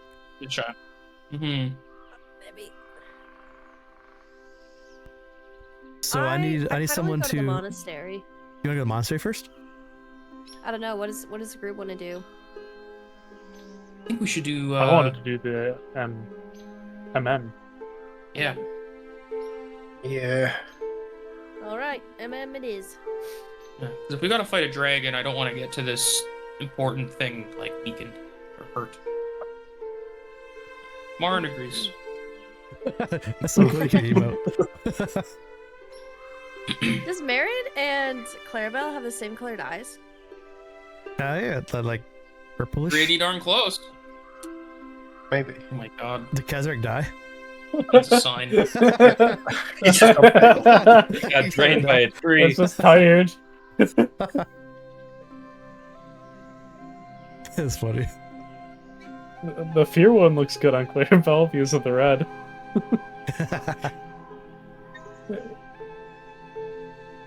So I need someone that feels confident leading the group navigation-wise. There is no like roads. You're going through brush and just like randomly going through the forest here. So you have to navigate to your destination. Ooh. I mean, we're like what? We're just going west? No, east. I think I could do this. Northeast, yeah. So you'd making a survival check. Everyone follow Clarabell. If anyone is better than Clarabell at survival, go You ahead. said you wanted to take the lead. You're going for it. Yeah, All right. you've taken the lead. I believe in Half you. proficient. True. Oh, okay. That is the team's fault for not jumping in.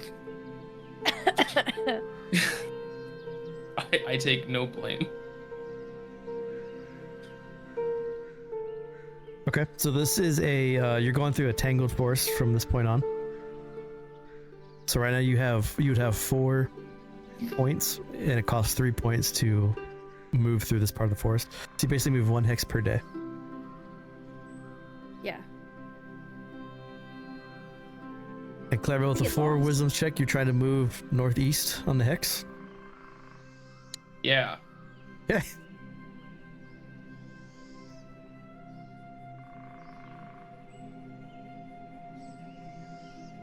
Oh, the animal farted. So sunlight filters through the trees here, and it doesn't show it on the map, but it catches these drifting motes of ice because you are up in the frozen north, and it catches these motes of ice, which causes the air to sparkle a little bit as you're stepping on this cold, hard ground. You would notice that there's these small animal tracks which crisscross on parts of the snow in front of you, and then it disappears into the brush. And for those proficient in nature, would recognize these as red fox tracks running around in front of you. Ooh. You do see little bits of deer tracks coming around you. And then every now and again, you catch the distant crack of ice settling, or like the sharp click-clack of branches knocking together in the wind. You travel for the rest of the day. With a 4, you're not sure where you are, but you do settle down for a long rest around a campsite. Would you like to do a campsite thing, or would you like to continue traveling and just skip to the next day? Either way, you can make a long rest. I don't think anyone spent anything, but you would be on the next day now after you camp and continue on. I think I'm good to do next day. Keep going unless someone wants to talk about stuff. Same. I think so. Yeah. Same. So I would need another wisdom survival check to lead your I'll group. help. You got Clarabell. I Did want to. Clarabell look like she was struggling? I want to do it. You're gonna have to do insight because Clarabell's gonna try and pretend she knows exactly what she's doing because she doesn't want to be made fun of. At this point in time, it's a little helpful because you can see this enormous mountain range to your now north above you. But you're not 100% sure if you're in the right area, but you can use at least a mountain range to kind of guide you. But yeah, if you want to have someone else lead the way and help, you could do that too. Have someone roll with advantage. No, Clarabell's got this. She doesn't need help. She's got this. There we go. Ooh, There okay. you go. See? We got this. I saw the one for a second. I know I did too. By day 2, we get to the boat again. Yeah, we just do a circle. Oh no! My pictures are gone. I was sketching a map and I was noticing we hit the same spot like 5 times yesterday. As you guys are That tree looks traversing very through the woods familiar. here, I need a marching order. Oh. I want to be in, like, the front middle. Clarabell's in the front because she rolled. Yeah. Yeah. Marin will be in the middle there.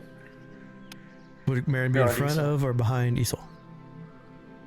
Behind Isole, because Isole said front middle, so therefore she can be second in line. So Clara I'll be 1, next. Isole 2, Marin 3, I'll be next. Kazrak 4, Srovis 5. Got it.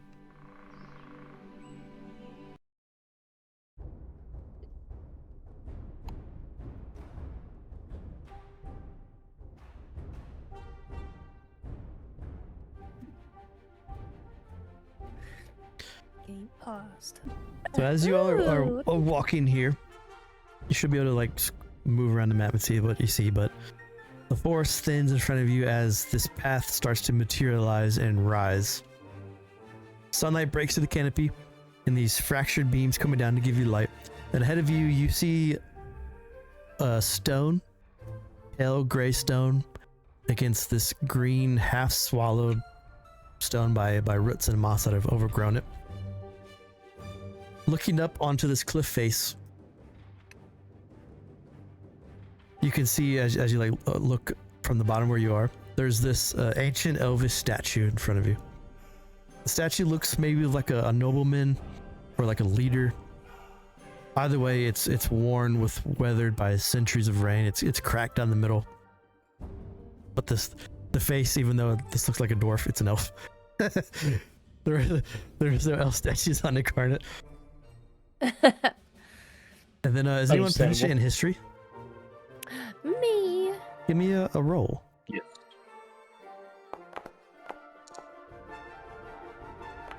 Srovis, success. Isole just missed. Srovis, you immediately recognize that this statue is Olothine elf make. So you could share that if you want to, but this is an ancient Olothine elf statue. Well, The face is it's softened a bit, and you can all recognize that this is like a divine but a mournful statue. And then around the statue at the base of it lies a from what you can see here, an abandoned campsite. There's a fire pit, old. There's no smoke, there's no ash coming from it. The campfire is dead. And you can see different types of tents and bedrolls are scattered about from your vantage point. that's always a good sign. You would recognize, because you have seen this before, but this campsite is very familiar to the Great Archive campsite that you all experienced when you first left that temple at the start of the campaign.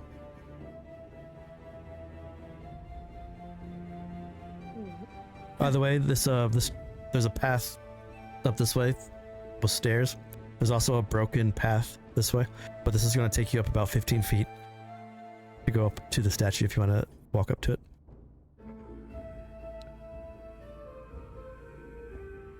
I don't really want to like alarm anybody, but I kind of had no idea where we're going, so I'm just letting everyone know that it worked out. I thought you knew where we were That's going. Entirely You look so promising. confident. You'll learn a lot about thought we someone. agreed- eh?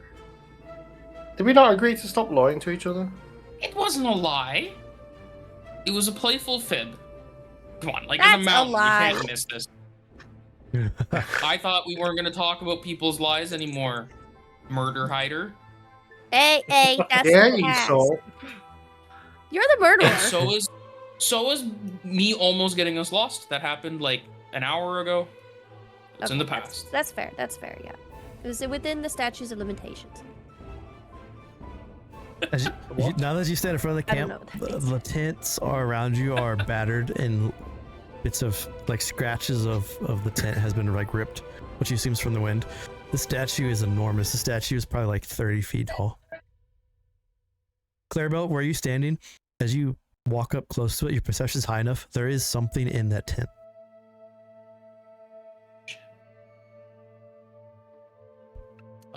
I would assume this whole place is like frosted over, right? There's frost, yeah, across the tents and on the floor and on the on the statue, but you do, Clarabell would notice and just like feel the warmth of a creature in the tent. There's like a little bit of the sunlight reflects on the tent just a little bit. It's hard to tell, but it looks like humanoid, but it's just unmoving and it just stands there in the shroud of the tent. It's about Clarabell's as gonna tall like as Marin. squat down a bit. Okay. She's gonna go like squat a little bit. She's gonna grab like Marin's knee, like just tap it, and point at the tent, and then do like a little to show someone's inside. Point at the tent. What are you doing, Clarabell? Shut up! There's What? something in there. Wait. Oh. Why didn't you just say that instead of grabbing my leg? Make a stealth check. That's why. As we're right next to the tent. This is to see how loud Clarabell and Marin are.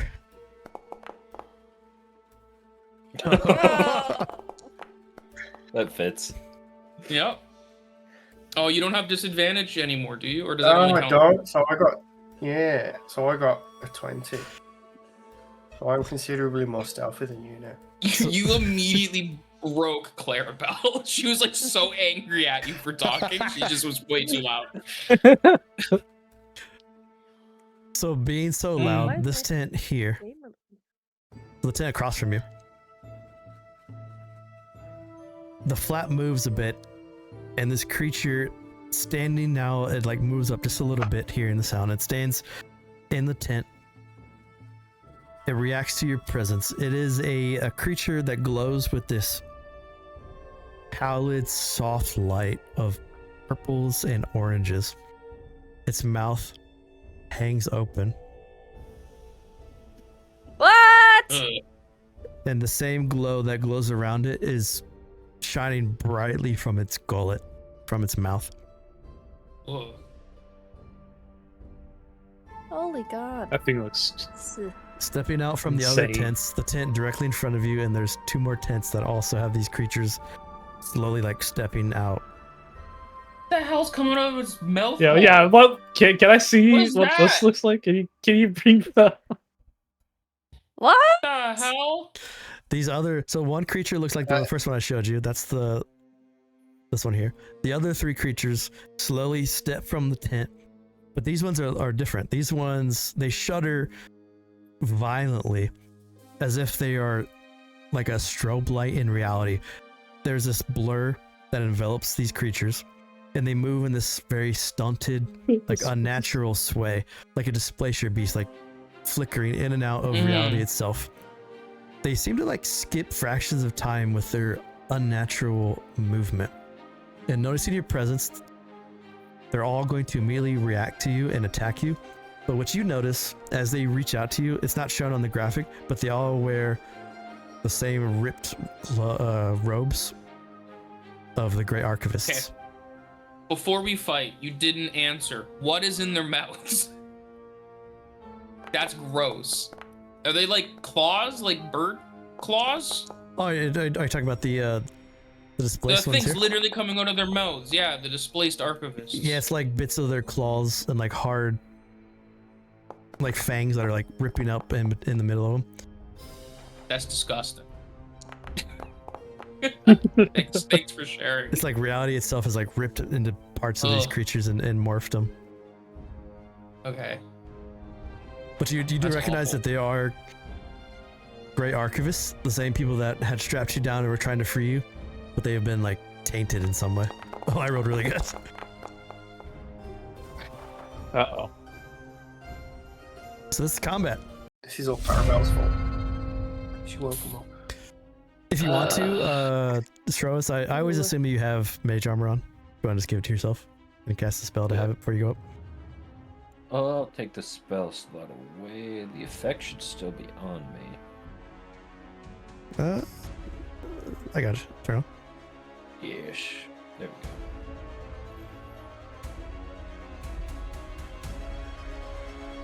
I was gonna say I don't know if this matters, but I could move Clarabell up to mine. I don't know if a single point of Yes. initiative would matter. But... Maybe I want to do anything. I'm good. Whatever. I'm good where I am. That's fine. Thank you though. So you are Yeah, you're in Grimwatch Isles. You're in a Grey Archive camp.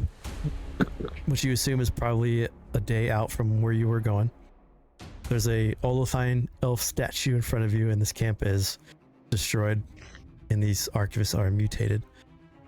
This archivist, seeing you, steps out of the camp. It's got a bonus action to teleport. Rude. Don't do it. Mm-hmm. Where'd he go? Ah! It teleports right next to Kazrak. It's hard to see. It feels like this thing walks through reality, like time breaks for it. And 1 second it's in the camp across from you in the tent, and the next second it's in front of you with these long claws. If this attack hits you, you take an extra 3d6 psychic damage, as it's going to use its talon to strike Damn. Kazrak. Whoa! How much did you say? That's a lot of spare damage. Oh, That's a yeah, lot it of is. damage. Alright, I already did it. Alright. That's it. God, I have no AC. Probably have more than I do at this point. So you take 22 damage from the initial strike, which is 7/15 necrotic, and then you take an extra 9 psychic damage. God, they're gonna make you old. He's right there. Oh my God! No. And it's warping away. Kazrak is That hurt. bloody. Another archivist. This archivist is also going to teleport. Oh, No! This is when we find out they have an AoE. Why does it do that? She's right there. Sure. This archivist is drawn to the magic coming from Srovis, and it makes a talon attack at Srovis. Thing on there is so big. I think it misses. So Marin, you saw one grotesque creature slash Kazrak and hurt him badly, and another teleport right behind you and miss. I'm going to swing at the one behind me. You guys are level 5. Do you have double attack and you have 3 low spells? What? 17 hits. Oh, my dice aren't showing up. I'll roll this attack and then I'll refresh. A 16 also hits, and that kills the archivist behind you. Nice. You're welcome. Srovis. I'm just gonna refresh real quick. Okay. So Srovis, you duck the Oh, I attack. could have. Yeah. Marin I'm turns rolling around, those. 2 good slices, drops this archivist. This archivist I teleports. just realized I had this.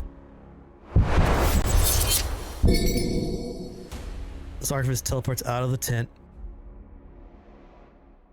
Teleports next to Isole, Oh no. and then makes a talon attack at Isole. 15 hit. Ah, damn, it hits. Yeah. There So- we go. I see dice now. That's 6 slash 7 necrotic, and then the teleport damage is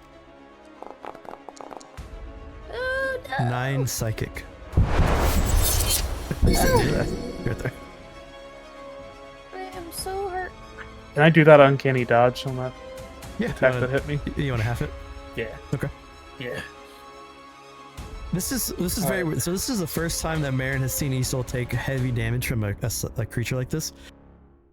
Marin, as you turn and you see Isole get slashed, those 2 Fey sister beings are floating above her, and they look almost pained and like sad, and they start to cry and weep as Isole takes damage. That's terrifying. That's really interesting because Isol's going to use her reaction to do Hellish Rebuke, but in the way that it's flavored, she just ends up shouting, which is just ends up becoming like almost like a harpy scream Okay. at it. And it would probably be a projection of the Mantis sisters' voices through her. Yeah, I don't give me a roll. Whoever we want to flavor it. How do we? Oh, there we go. Hellish Rebuke.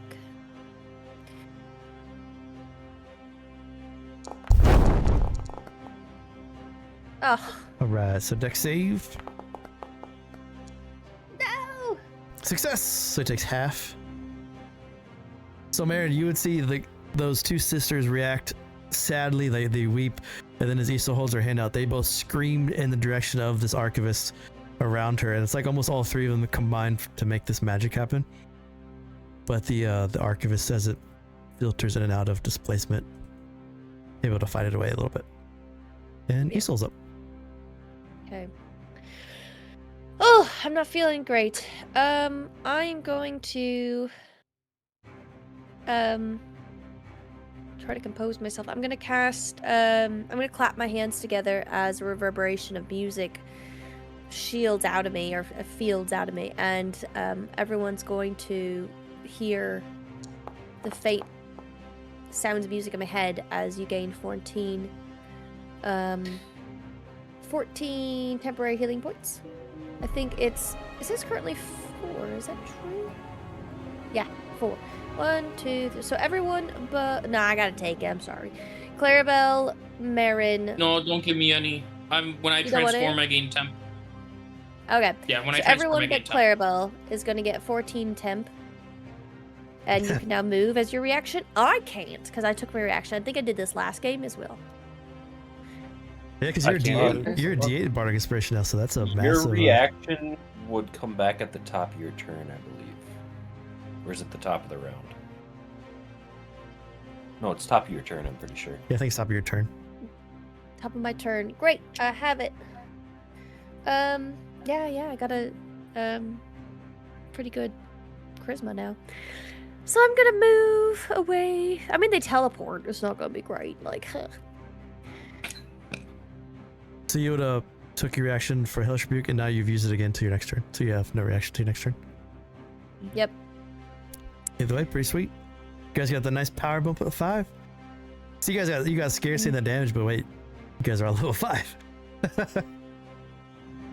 I mean, I'm forgot I still could scared. uncanny Like that. dodge. Yeah. And then I'm going to cast. No, I'm gonna wait. And now I'm gonna cast Bliss. Okay. Who are you On blessing? Kazrak, Marin, and Clarabell. Kazrak. Marin. Clarabell. Thank you.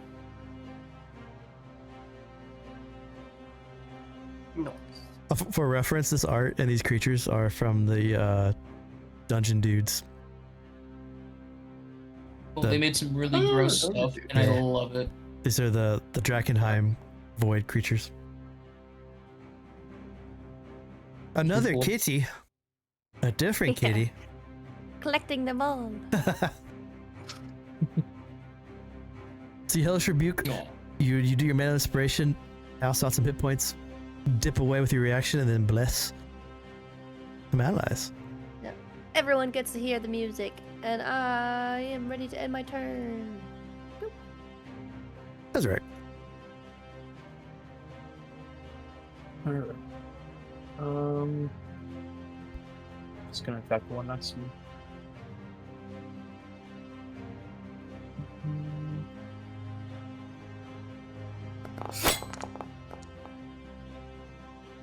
Going for it? No sneak though. It's fine. Bonus action attack. Ooh, nice. Another slash. 13 psychic damage. That's my turn. Goes to Srovis.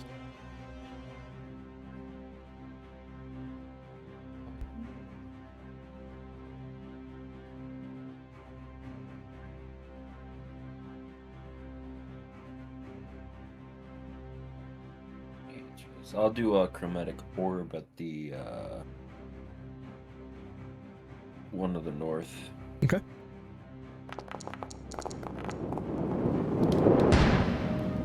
No doubles. No doubles, but 25 hits for 15. And that Archivist, as it flitters in and out of existence, it is bloody. Nice.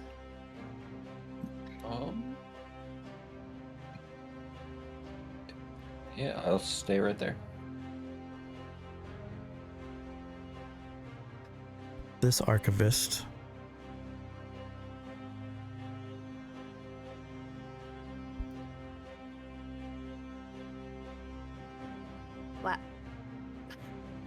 So this thing does not reality break in and out of existence. This one is like a little more grounded.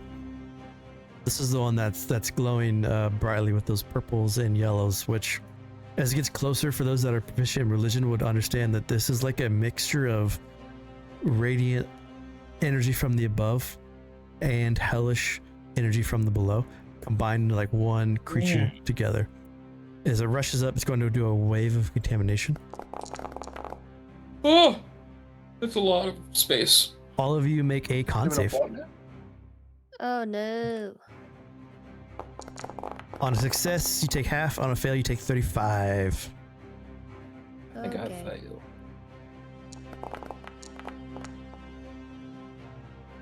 So everyone takes 35 except for Clarabell. I Oh, am and Marin. And Marin takes half. dodging that. Oh wait, no, I can't. Yeah. That's a tackle. Never mind. So Clarabell and Marin, you take half, which I think is 17. And then the rest of you take 35 damage. What damage is it? Radiant and necrotic. I'll 18 take radiant, a 17 quarter. necrotic. I'm resistant to both of those. So you'll take fourth. Nice. Nice. Took like. not much. Oh, I think Oh. I'm down. Kazrak, you're doing Arcane Dodge to half it. I can't. I think it says an attack roll. Oh, yeah. This Yeah, I is a think- save.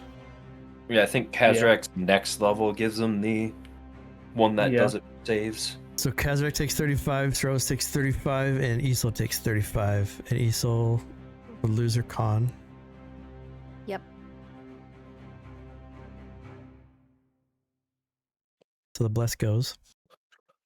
Ooh, that sucks. So Isole's unconscious, Srovis has 9, Kazrak has 10. Is that right? Yep. All I right. think I should have healed, and now I think I should have. I mean, I don't think you were expecting a 35 damage AoE. I think you made the right call with the information you had. There we go. True. Yeah. Yeah. Yeah. As a bonus action, she's gonna transform into her lovely marionette form. As we get higher too in Sure. levels with the new 5e24, a lot of creatures just do that kind of stuff. Mm-hmm. Just Makes trade sense. up and scream wide 30 damage. There's a lot of AoEs and a lot of high rolls. Clarabell transforms the strands at her joints, looking like thin strands of blood start going up into the air. This time, though, her forearms seem to extend slightly, and her claws, like the nails of her fingernails, are much longer, almost like a hag's or a witch's. Oh. A little bit more messed up Hmm. than normal. And I'm gonna take a swing at this dude next to me, because he sucks. A 23 hits and a 13 is enough for a kill. Cool. I'm also going to, as a reaction, as I hit a creature, Clarabell is going to take a bite and try to heal. Okay. Yeah. Assuming that's allowed and it's not some weird if it's as long as it's not undead. No, you hit a... Nope. It's not a construct or undead. Melee attack, dealt damage to it. Yeah. So you roll hit dice to gain 6 health. Oh yeah. We'll move over here and she'll hit the other archivist. It's really weird. It Much as tastes, I would- it tastes like a human, like you're used to tasting. But Okay. it's just like Mhm. It's very, very sweet. Okay. So like the first bite probably is really good, but if I did it again, I'd kind of get pretty done with it, I would imagine. Yeah, it kind of reinforces your idea that these things are mutated humans. Oh. A 14 also hits for a 7. Not a big hit, but I'll take it. Which I got. Yeah, screw it. I'll take another bite. Let's get some of that sweet, sweet stuff in here.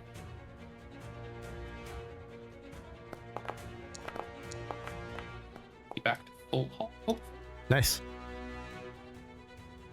yeah, it's like I was never hit. Tybo's just That was feasting. worse. I haven't eaten anything made out of flesh and blood for like 4 days. True. And 2 chunks of fish over the 4 days does not count before anyone says anything. I'm sure it's at least 3 chunks.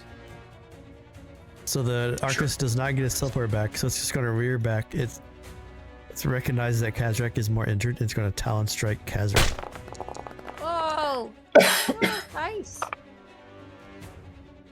That hits. 16, 21, 10/11 necrotic. Ready. Either way, I'm down. Ooh. Kazrak's unconscious. Marin.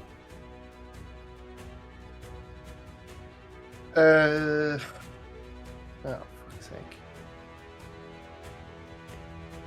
I'm gonna go for the big AoE dude, in the hopes that everybody else can deal with the one that's murdering Kazrak. 17 hits.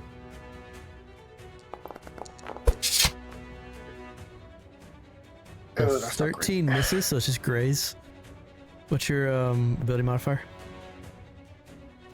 great. For your strength? Plus 4? Okay. It takes 4 graze damage. Yeah. Ooh, that's really good.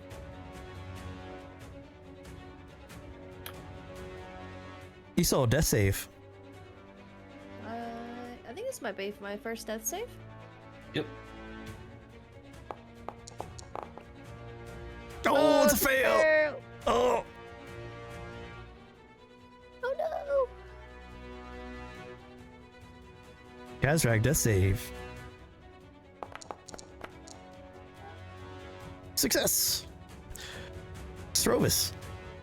Your companions around you are coughing up blood and dying as Clarabell and Marin are slashing at these archivists.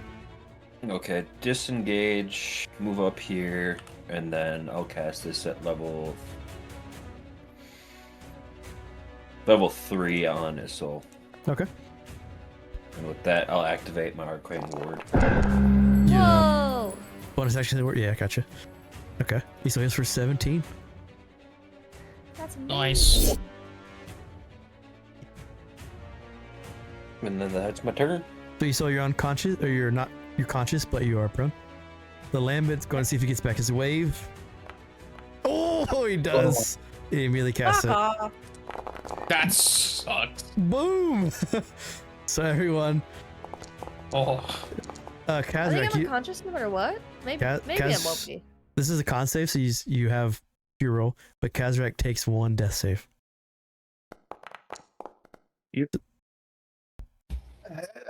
Farewell takes half, Marin takes a fourth, Srovis takes full, Isole takes half. Oh my god. Half of 29 what's is half? 14. I I'm don't have enough to stay up. Live! I've lost my temp HP. So I did too. Srovis falls unconscious. Marin's dead body just gets pushed backwards. So he's like Family Guy laying there, and he just gets thrown. Oh, sorry, Kazrak. What? You mean Kazrak. Kazrak? Kazrak's dead body. Kazrak's unconscious dead body just gets pushed back a little bit and rotates. Should have laid off the bacon, Marin. You had a heart attack. Sorry. What a Isole crazy is, way to learn that Marin's undead. Isole is very hurt but prone but alive. I think Srovis is unconscious now. Clarabell. Maybe I can get this Arcus first. Let's see what happens. Do 1 attack on them to start with. That's the roll. Good. 3 misses. Again. I already used my action. I was hoping to hit the other thing, but Oh, that's it. An 8 is a kill. awesome. And then she'll move over here, and hopefully this guy's not gonna move. I don't think I have any bonus action available to give. Oh, I can. Potions are bonus actions to heal now? Yeah, Only Alright. on yourself. To yourself. Yeah. No, it says as a bonus action you can drink it or administer it to another creature Oh, within that's 5 right. feet Yeah, of yourself. you can't. Yeah, you can pour a potion Oh, down Kazrak's shit. mouth. All right, Nice. there you go, sir. Get your 9 health, Appreciate and then you that. need to be like 60 feet away next turn. Or he knocked you out. Marin.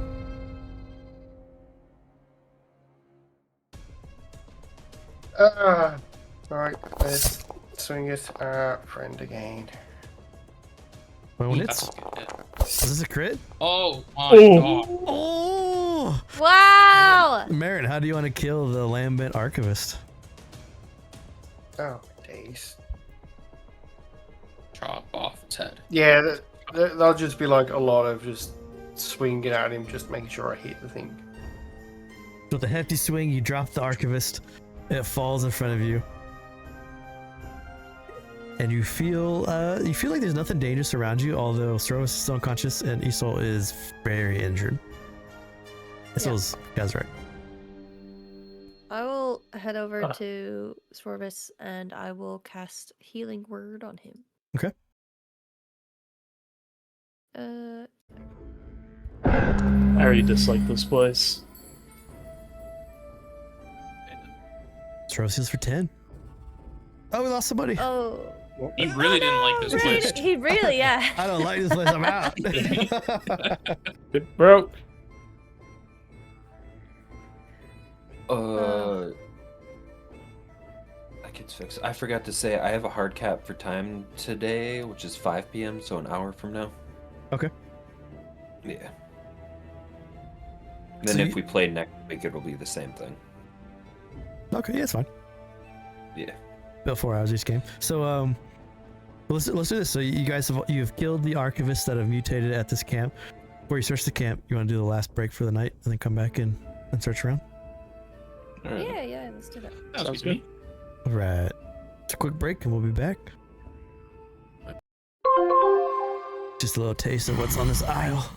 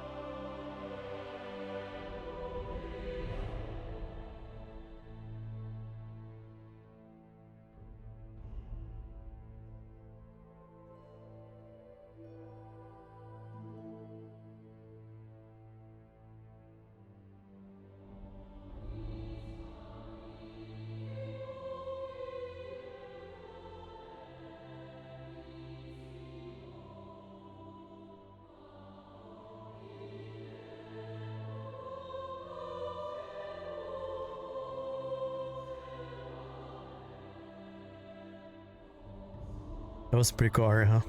The art looks pretty sweet for these guys. Yeah, they're really good. There was a Definitely mildly creepy. Foundry has like a big holiday sale, so I just bought the Drakenheim pack, and it's like 150 monsters, and each one looks like as fucked up as those guys.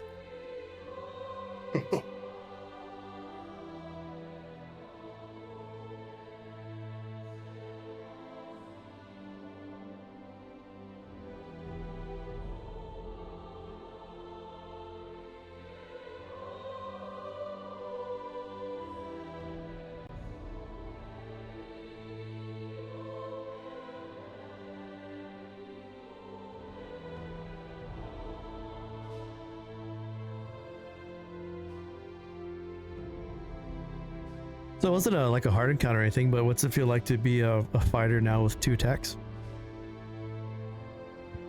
Definitely helps when you mess one of them up and you have a second one. Yeah. And you're doing 20 damage per swing. It's a nice chunk of damage that comes out. Yeah.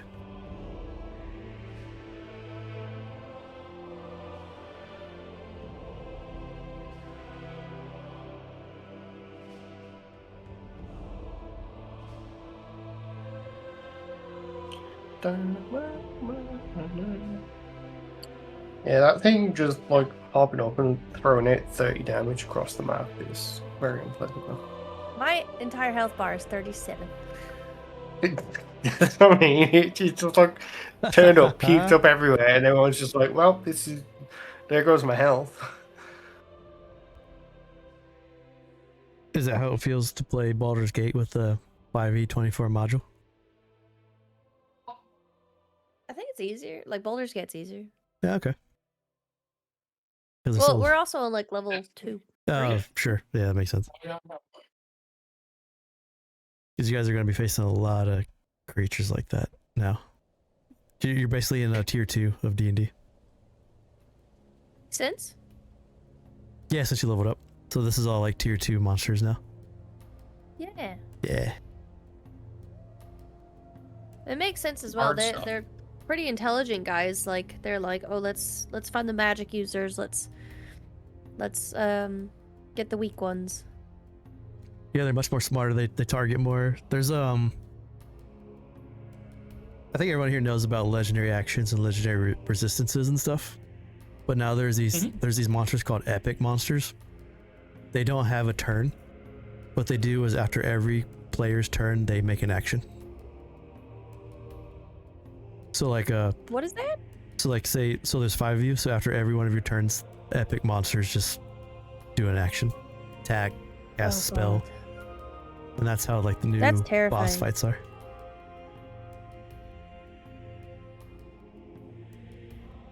It's like a play on legendary action stuff. It's kind of cool. Definitely harder. A little more interesting. Because I know Marin and Clarabell really didn't take damage. To be fair, I took about 30. I just healed it. True. Yeah, he's That's the one thing I do is heal. hit dice it, yeah. I took 15. 14, that was the temp.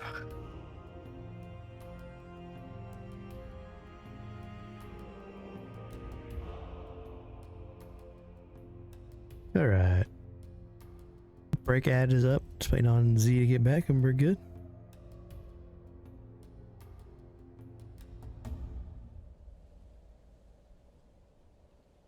I know you were kind of iffy on playing Rogue. Now that you're level 5 Rogue, still feels pretty good. It's not bad. Yeah. Not bad. Are you like still enjoying it, or are you kind of like, damn, I wish I was a caster? I feel like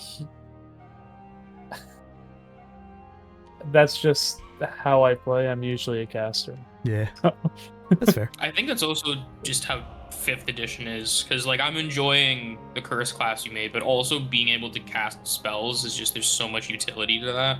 Yeah, There's just so I much don't know, more to I'm the actually imagination that you can do.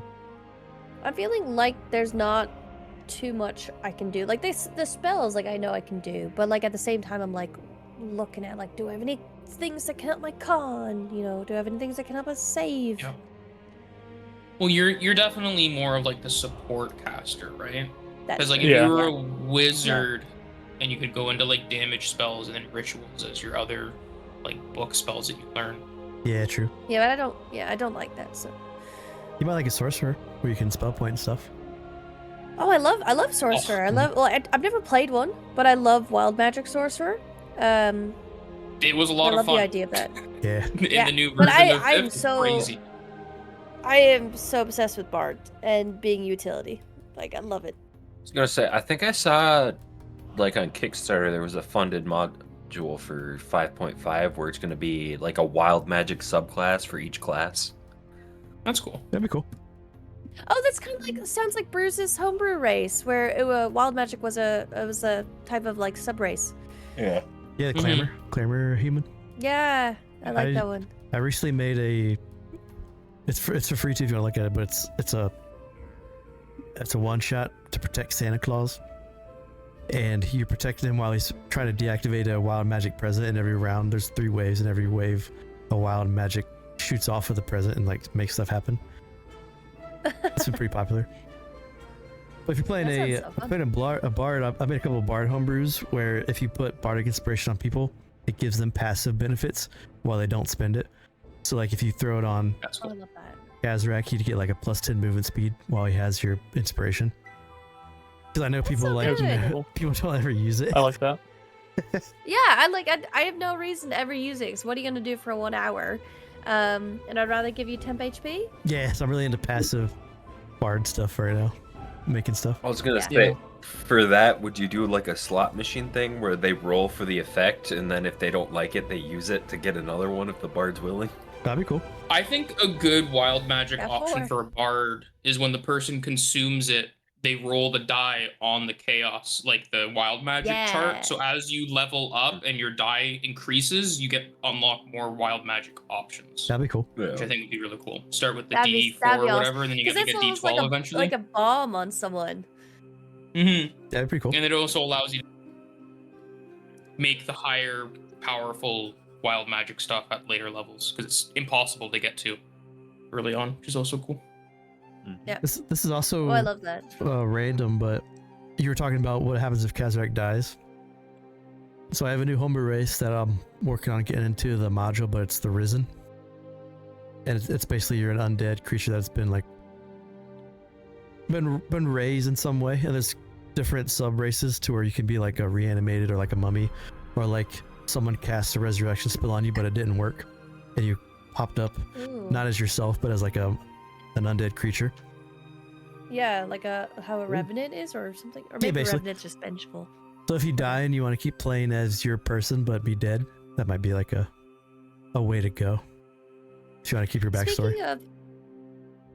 Speaking of dying, are we doing like the critical role sort of resurrection checks, or where like it has to have meaning and you still gotta roll, but like you gotta put effort into it?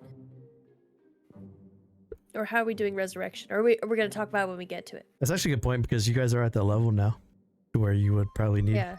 to know. Well, if Bruise kills me, Clarabell is dead, and I make a new character. I That's how mean, I'm doing. yeah. That's fair. As long Yeah, I as we're think- cursed, I would imagine that would be the thing. So I don't have a homebrew rule for that, Yeah. but I do think it'd be cool if you do resurrection to add roleplay to the thing. Yeah. And also with what Critical Role did as well was the player did get to decide if they could be grabbed to come back or not. So Yeah, that's true too for regular, for raw. I love that. You get to choose Yeah. to come back. Yeah. I did have a reincarnate table. I don't think anyone here has reincarnate as a spell. I don't think anyone here can get resurrection. Maybe me at later levels. Yeah. I think it's only the bard at later levels. Actually, let me look at that real quick. Bard. It might spell have to list. be the secret. I think Isole should die and come back as a rogue. So Laura gets That's to play them. horrible. I don't even like. Or I- sorcerer. Make her I don't learn. like melee characters at all.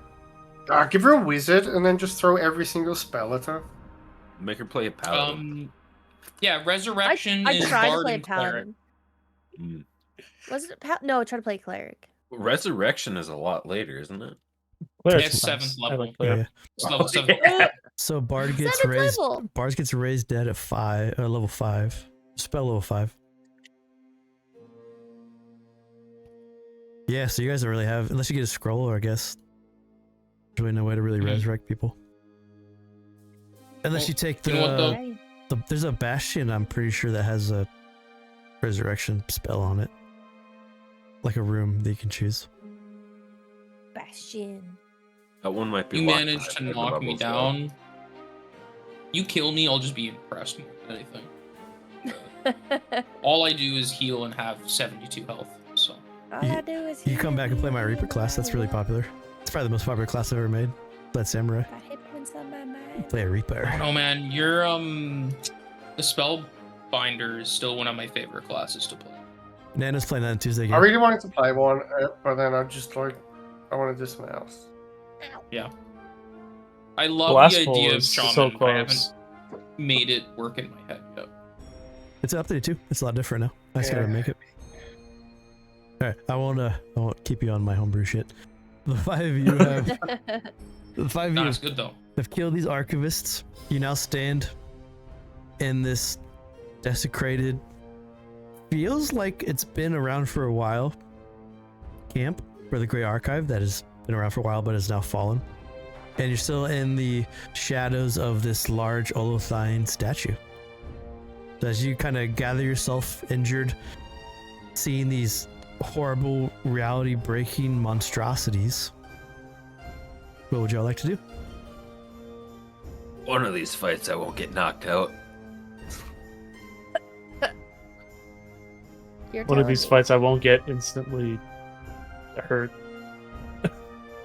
You doing okay there, Kazrak? Feeling better. Gosh. That sucks. I'm Alright, starting let's to think those wrinkles are scars. Camp seemed like it's a little older than like the month since we woke up in that one basement It does. or the temple. Yeah, it does. Okay. search the tents and see what they have in them. Okay. Before everyone starts searching, anyone who is injured, do not open any chests. If there's traps, let me do that. I'm just gonna sit right here. We'll And- see about that. All right, but Yo. if you fall to the ground, I'm not giving you another potion. So be careful. I'll check these bodies whilst he goes through the tent. Here, I can down one. So do you all want to do? Oh, you're drinking a potion. Do you want to do like a 10-minute investigation of the whole area, or do you want to do rolls and try to make it really fast? Thorough investigation would probably be best. Yeah, I'm good Yeah, with the 10 we minutes. don't I wanna don't miss think we're in a anything. rush. Sure. Okay. Yeah, we can use the time to regroup and heal up some wounds. Do you want to make it like a 30-minute and do a short rest? Yeah. Yeah. Do short He's all rest, 5 of you? out. I might take that potion back then. Yeah, you want to do that? Give yourself back the potion. You're gonna I'll- need I'll it. wanna What you heal. get for not letting the DM talk. Yeah, that's secret. This island's just full of creatures that as soon as they knock you down, they kill you. That's real popular in this edition too. So we got the campsite. Much of the campsite is abandoned. It's undisturbed. You think it's probably been months, maybe a year that this camp has been here. It's been here for quite some time. In every campsite, there is a robe folded very neatly. The robe is the same robe that the Great Archives wear. So there are 4 robes that you could take if you want to. Every campsite has a pair of manacles, which you can grab if you want to. Manacles are like the like something you can bind a small or medium creature with. And I think I can just drop it on the map so you can see it. There's a manacle. I'll take some manacles.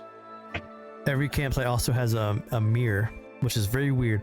This is like it's not a mirror that you would associate with someone that's like doing their hair, holding like a hand mirror with a handle. This is like a piece of glass with a little edge around it that they hold. So it's not like a vanity mirror. This is like a mirror that you would use to maybe like reflect light in some way. And there are 4 of those. And there's also in one camp, there's a very well-made wand that looks like this.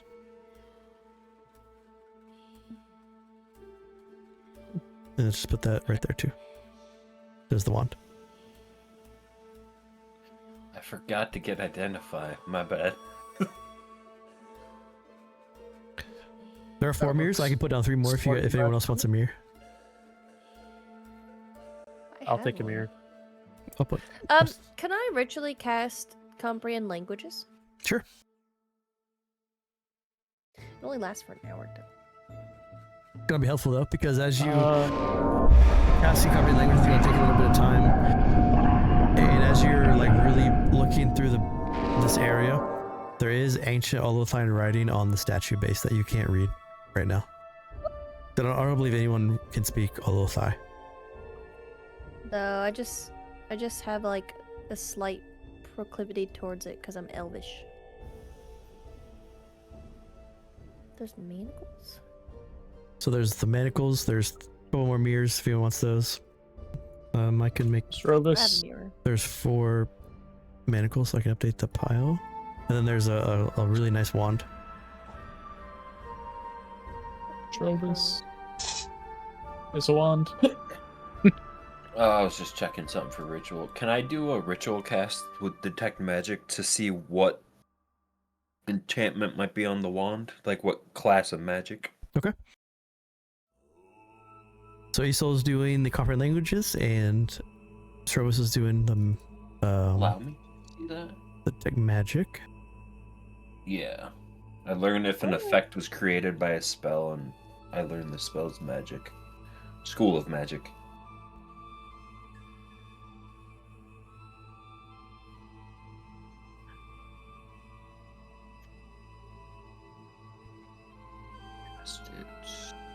Okay, so after the short rest, both of the ritual casts will go off. The detect magic picks up this entire area around the statue. It's weird. It's like the bond, you know, the magical effect that Almadune put across the world when he died lets everyone cast magic. The bond around this entire campsite is like shattered. It's like it's broken in a weird reality bending way. But you do pick up that the wand is it's an enchantment magic. It's a wand of war mage +1. Okay. So to use a wand of war mage, you have to be a sorcerer, a warlock, or a wizard. Wizard. And it does take I think it does takes a 2 minute. Yep. Alright. Ooh. Oh, this thing would be useful for me.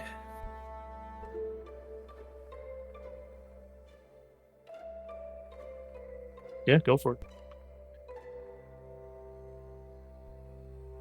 Should be able to click on it and pick it up. And then there's 2 more manacles and 2 mirrors if anyone wants those. With the comprehend language spell, at the base of the statue, after your comprehend language goes off, there's a couple things you'll notice. One is it says this in Olothai at the base of the statue. It says, Visque, the first king, may he choose a worthy successor. Ooh. But as you approach this, your perception is high enough. As you step closer to the statue's base, and because Clarabell is so close to you, both of you would step, and right where you're stepping, you feel this vibration under your boots. It's almost like it's hollow under your footfalls. And there's a very small writing in Olothai at the statue's base. And you can see that the base is slightly raised. Its edges are a little bit cleaner than the surrounding rock around it. Nope, not that. It says, yeah, delete that.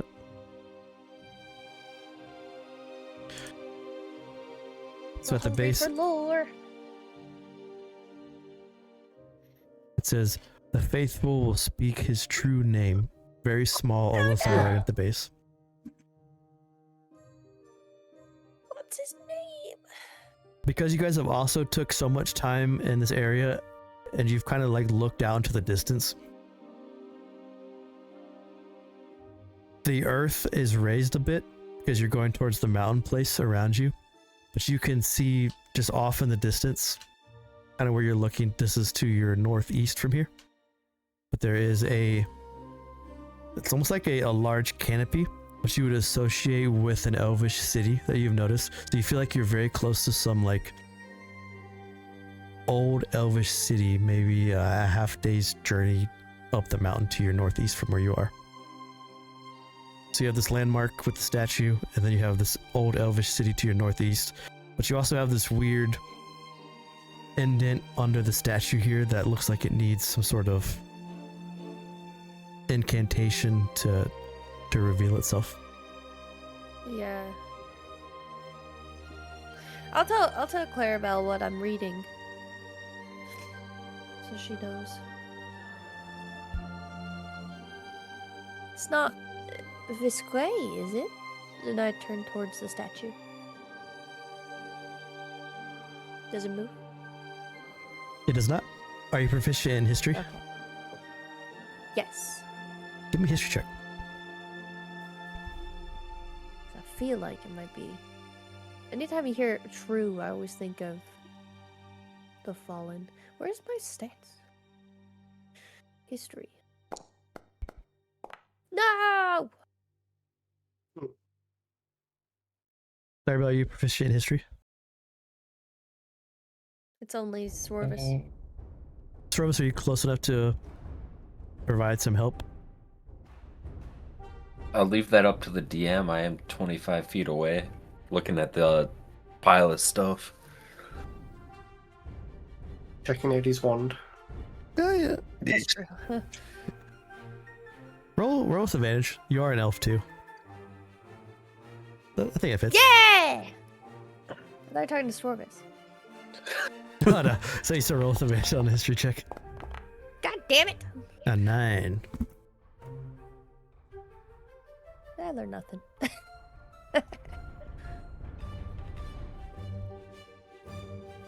So you would know that Yellow Thine elves were an elvish kingdom thousands of years before the Great Sacrifice, up to the Great Sacrifice. Yeah. Visquet was their first king. He was a very respected king. But you know that the Yellow Thine don't believe in hereditary leadership. Instead, they believe that once a king dies, he reveals himself after death, and he chooses a replacement king. Okay. But listening to that secret passage, the faithful will speak his true name, you don't think that is Olothine elf leadership, that's some sort of other religious name that you're not familiar with. That's what it sounded like. Yeah, I was getting those vibes.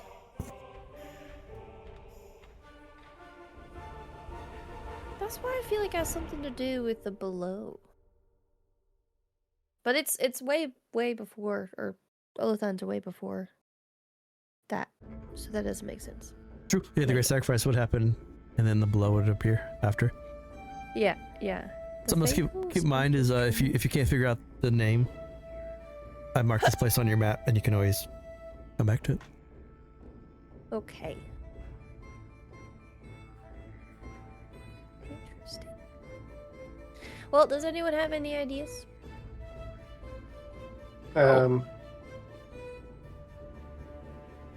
We dig. Yeah, I'd be good at that. Marin's gonna pull out a shovel and start like trying to shuffle some dirt and stuff out the way.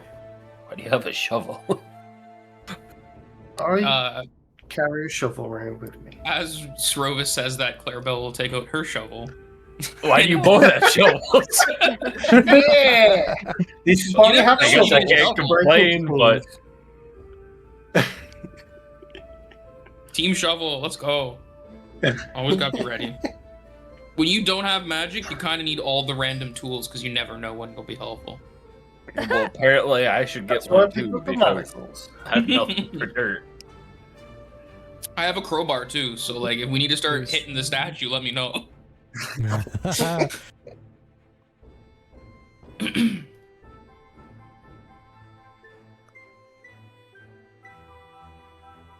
So do you two? You just want to dig for a while? Try to dig under the, dig into the insane. passageway.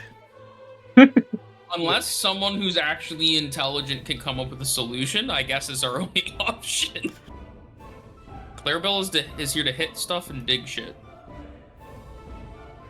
All out of stuff to hit. Is it Brocklov? I don't think so, though. That's a good guess, but no. So there's a couple options for you. I'll give you the options around you. One is this is not MN01 on the map. This is a. Oh a yeah, nearby I don't area. think it is. Yeah.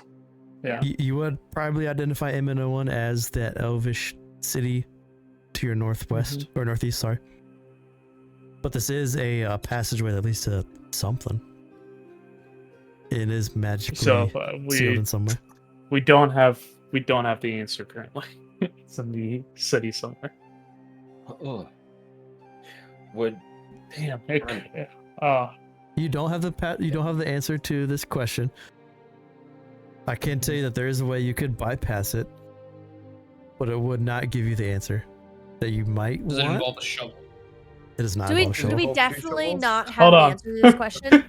I don't think you 'Cause guys I have can found it say yet. some No.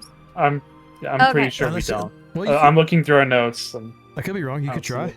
I might have missed it, but you do know. So you would know from history check that it is Olothine elf based, and it is some sort of religious based. all right, Okay. to stop those from digging, I'll do this and touch the statue and see if there's an opening. If there's not, you guys stop digging. This entrance would go past your tremor sense and goes deep into the mountain under earth. There's no like opening where they can dig in. They like either way, it's like you're gonna hit dig it for a stone. while. Yeah, you need a magical way to open it. Yeah. Yeah. The detect magic Or pick you two. anything up? Moving up towards the statue? It would be abjuration. Bless you. The statue is abjuration statue.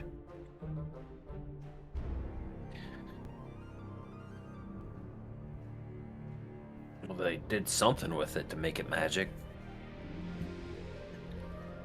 Maybe dispel magic. I wanted to say Skana, but it says his true name, so it's not a. So I can tell you that there's a way that you guys can enter this right now with what you guys know and have, Great. but it might I had a. make it weird. For you. I have a. Mr. Mirror, I have a Mr. Mirror, feeling it might shine be. some light on him. It's like Baldur's Gate where you'd find something way too early, but you can go and explore it anyways. Yeah, I have a feeling it's probably like the god's like god without a grave's name, and I don't want to say it. So Well, with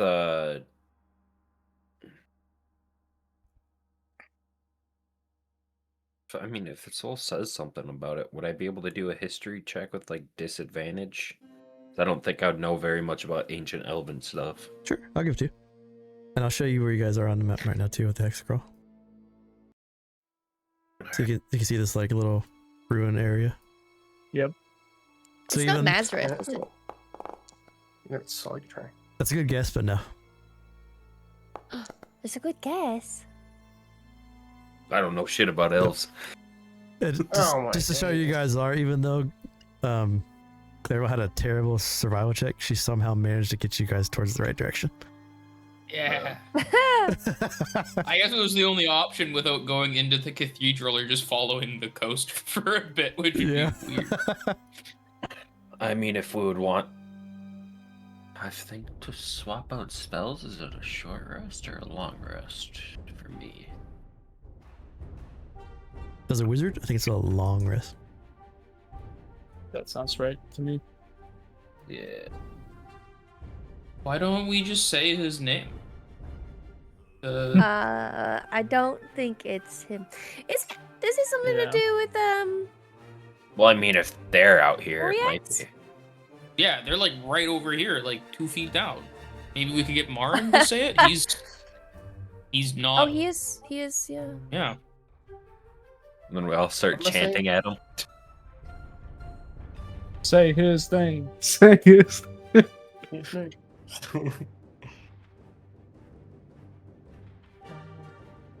I think we come back to this. Yeah.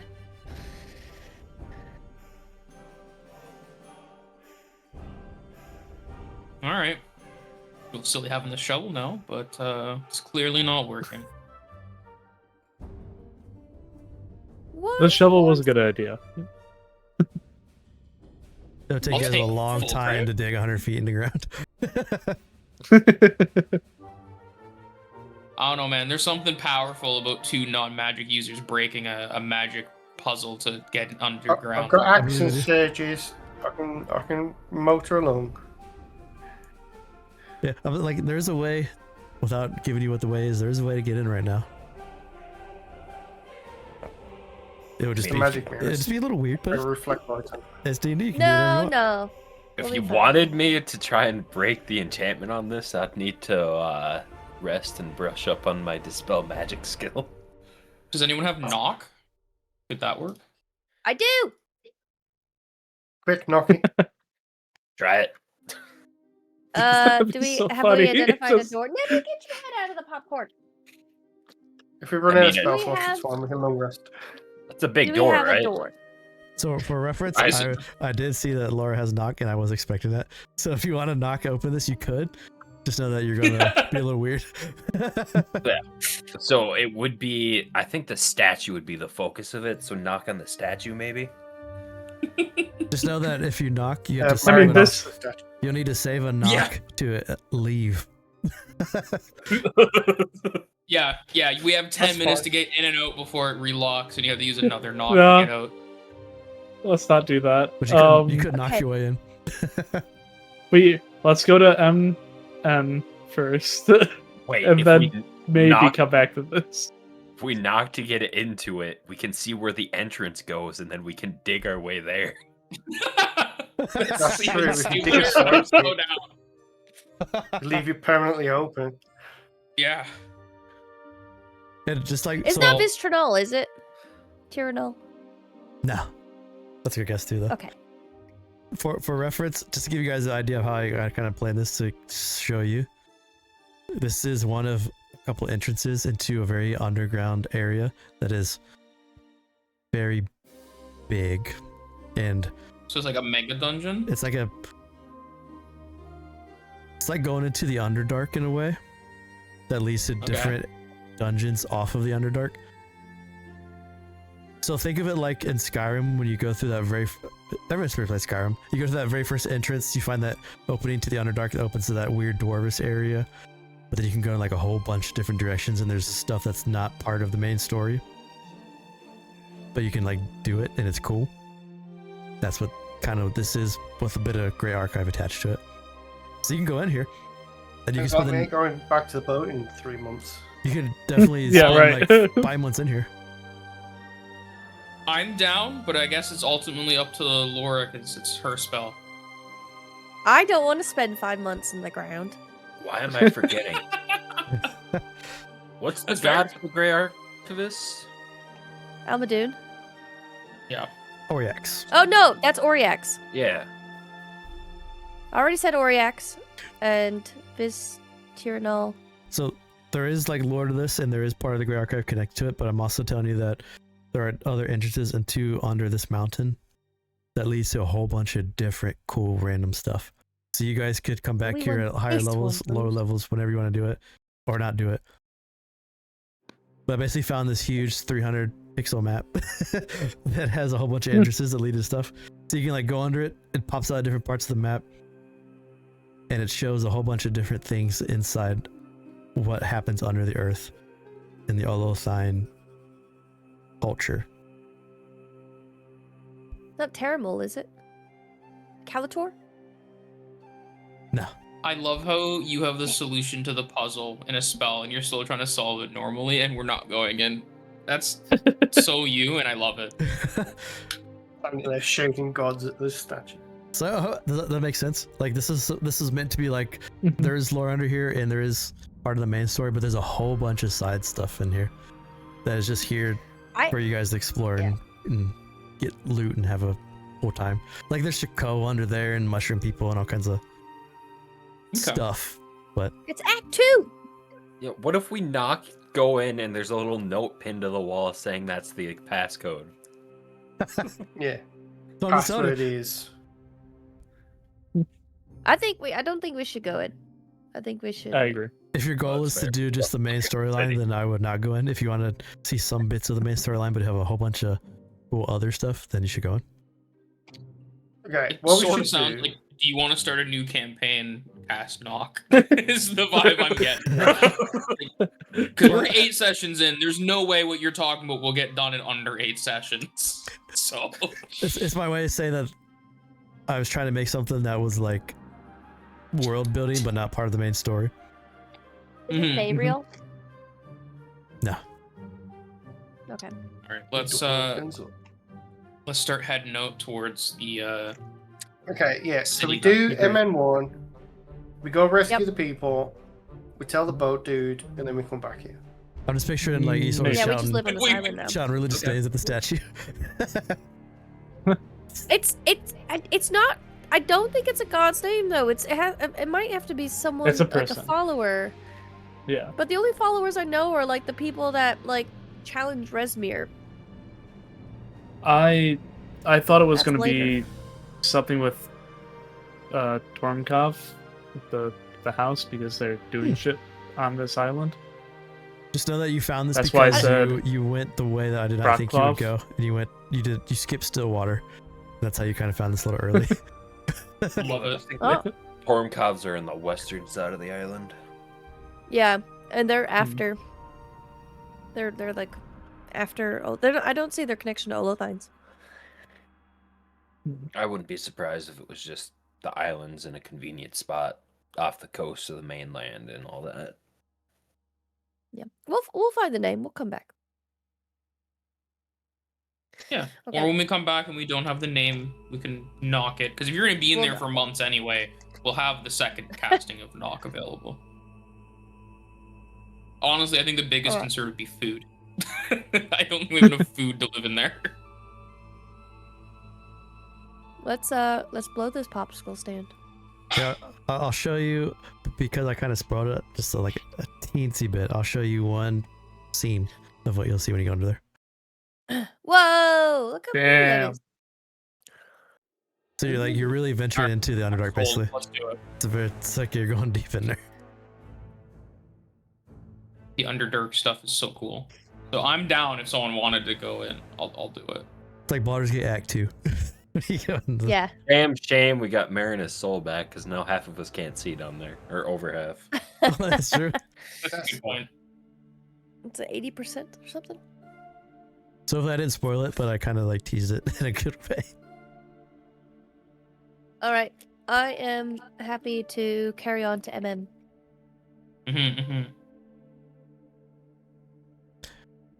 It's probably mid-afternoon. Do you want to camp or do you want to continue? You would get there. You could journey there, but you would get there at dark, like dusk. I think we get there, Camp. scope it out, and then camp. Well, let's see what camp now. I think think we should camp just camp first now. because then we The three of you guys maybe got there's messed people there. up. I took so Yeah, many I feel like short you've rest hit die. Oh yeah, Yeah. I took all mine. Yeah. All right, if we want to camp now, You're on a long rest now at this campsite. You want to just use their campsite, yeah, or do you want to like get away? we gotta burn the Yeah, bodies. fuck it, why though. not? We gotta Sure. burn the bodies. You want to burn the bodies? At least man, I'll call them up if we're not burning them. Okay. Burn the bodies. So the goal is you want to camp here, burn the bodies on the campfire, and use their tents, and then have a long rest. I will also let everybody know that they're very sweet. So if anyone is hungry, they're not human enough for it to be considered cannibalism. I'm glad. I you think I'll decided that. pass. You are Missing out. you're camping in a dangerous area. So as you make your camp and you burn the bodies, which are burnable and very grotesque. You guys saw the art, very grotesque. Reality breaking area. I would need 4 people to make a watch. And I would roll twice on my encounter table per person. Okay. So I won't use the long rest map, I'll just use this map. The end. So I need 1, 2, 3, 4. I Who can do wants- first. Okay. I do 4. I will do one somewhere. I'll do 2. Yeah, I get to sleep. Let's go. So I think I have this. I'm gonna keep waking Clarabell up. That's rude. That's so rude. Everyone gets a long rest but her because she gets woken up every 3 hours. So you're in this weird camp that you know is a great archive camp that is, and something has caused them to morph and change in some way. You burn the bodies turn to ash. Strangely, much quicker than a normal body would. You set up your watch. They're in that city. Srovis, you are the first watch. Give me a perception. Or roll a d10, sorry.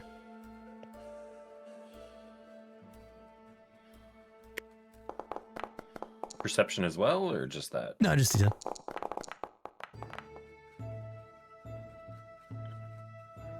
Okay. Just kick the ant high if they're all coming for us now.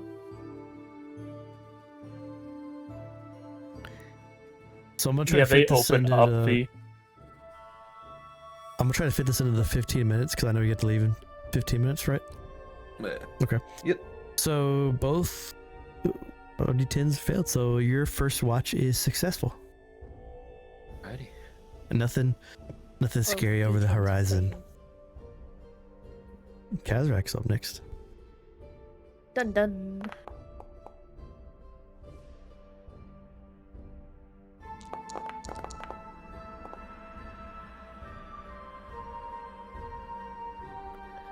Okay. Yeah, Kazrak, you're woken up by Srovis. You're gonna watch out for the 2 hours that you're awake while everyone sleeps, and you are also... Nothing dangerous seems to be afoot. You are safe. Ooh. Goes to Marin. Nice.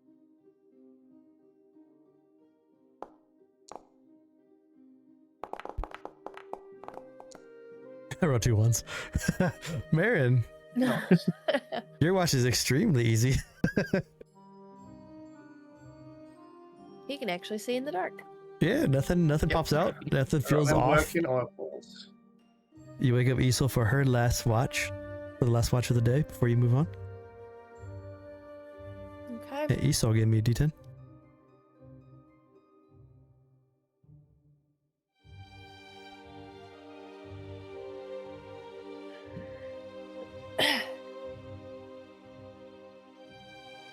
Oh, did I freeze? No, I got the roll. No, you're good. I see it. I don't I see don't see anything it, but I yet. see that you rolled. Let me refresh.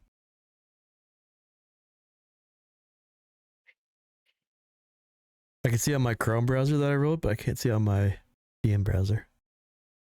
So when I run these games, I have a Firefox browser in one monitor, and then I have a Chrome browser in another monitor as the observer. Oh. And nope. Okay, nice. So you guys give yourselves a long rest. Nothing freaky. Yay.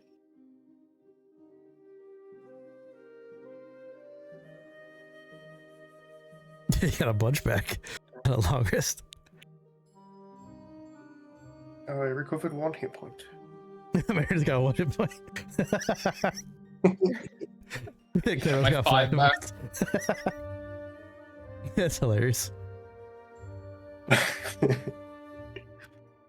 Sit die. You One make hit camp in front of the statue. You guys have a successful long rest.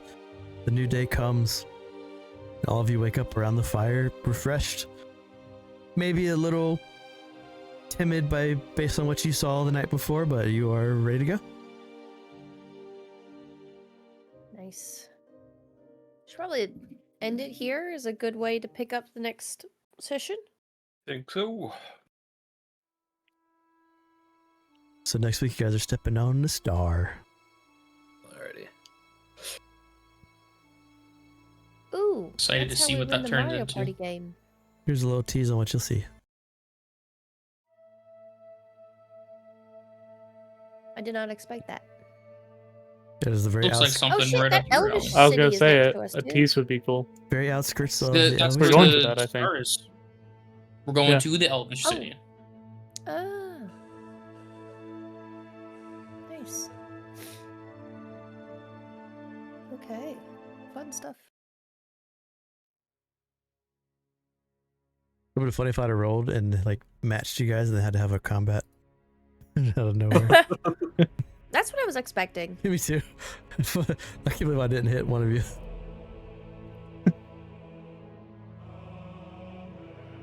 Nice, so next Gotten game is pretty a week from lucky. today. And you'll be going into this weird elvish area. Venture into MN1 after seeing it 8 episodes ago. Finally getting there. We are doing It things. took us 15 days. What do you think will be there? Treasure. Nothing. A dead Just a city. signpost that says MN1. Pretty good.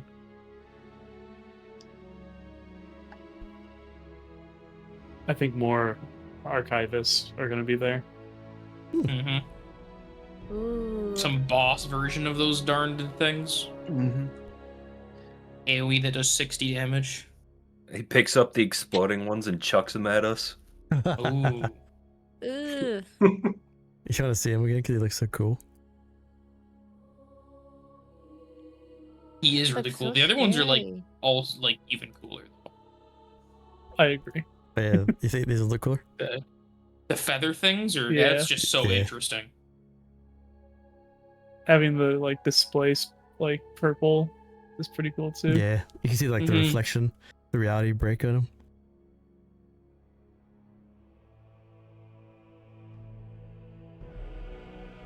Wow. Well, that's fun. Good game. So next game is the 13th, a week from today for this group. We're doing ugly sweaters. Do my best. Well, eh? Yeah, I'm gonna wear Santa mine. hat maybe. We'll see. Gotta pick one up or make your own. Wear some weird scraps over the front.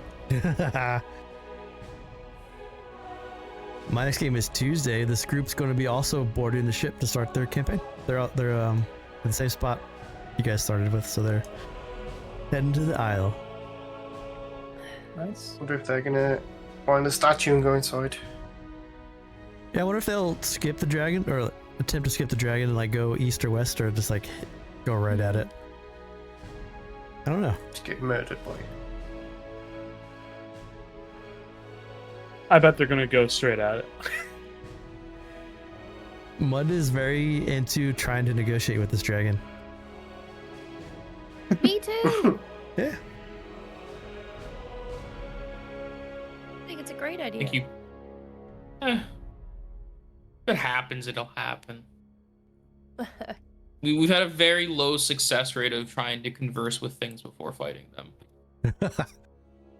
I think it's been successful, and then everyone at the end goes, let's kill him. Yeah, generally. Mhm. It's been very successful, and then we go, we should probably kill him. Because I negotiated with the hag, basically. I didn't negotiate with the dragon, but I negotiated with the captain on the boat. That didn't happen. That's arguable. I do not disagree. I do not agree Hang with on. that. He literally said, Yeah. "If you fix me, I'm going to murder people on different oceans." That's not negotiating effectively. I I was disagree. okay with that. I was. That's And then okay. if you crazy. need the other captain, you Yeah, just it was a- talk the other captain into killing himself.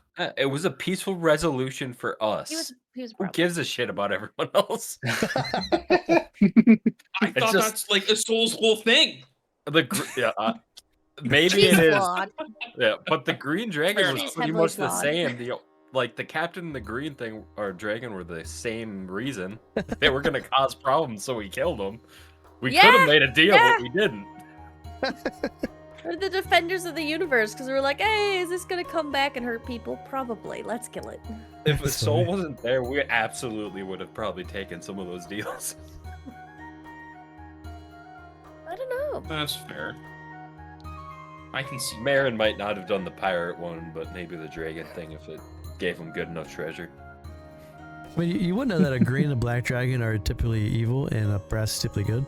That might help a little bit. Yeah, I mean, Srovis explained that to us too.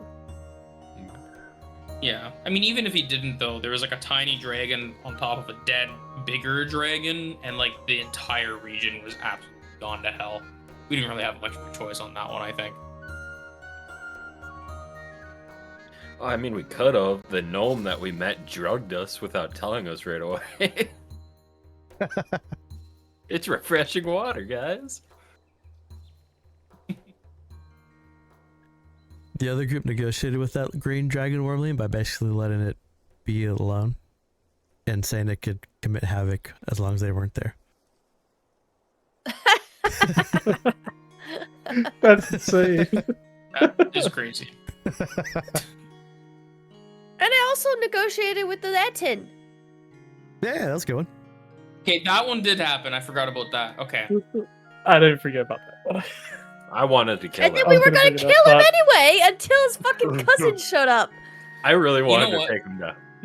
All we're doing is like super doing like Baldur's Gate 3 where you get the XP for diplomacy by talking and then you kill them for extra XP. And then you kill them. You're right. You're so right. You gotta hit all the avenues, get all the XP. We're just starting to form that mentality where we like talk to him and be like, "Hey, where's your treasure?" Okay, and just take him out. Then. I'd hope that you guys would be getting a little bit morality. Like, okay, we're gonna let Isole talk and stuff. It's gonna be fine. And then you like hopefully consider that there are other options available. And then because then they make their true selves known, right? Like they continue talking, they talk about themselves. And then that's when we decide, yeah, we gotta kill him. I feel like what's really happened is the group like humors Isole and then does what they want anyway right afterwards. Here's a little. That's probably what's happening. Here's the cave Debbie, that you guys would have walked into if you would have knocked. I've got the kit. I Oh, see shit. darkness. Yeah, I don't think anyone can see except for Marin. I can Yeah, I see a see loads little of bit. I see the group, and that's it. You can just, like zoom all the way out and see how big this fucking map is. Damn. She's so big. It's a big old But map. that does go on for quite a way. Kitty.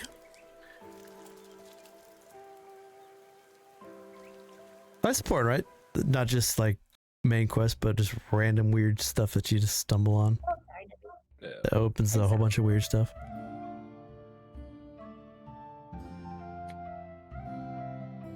Alright, I hope you guys enjoyed this game.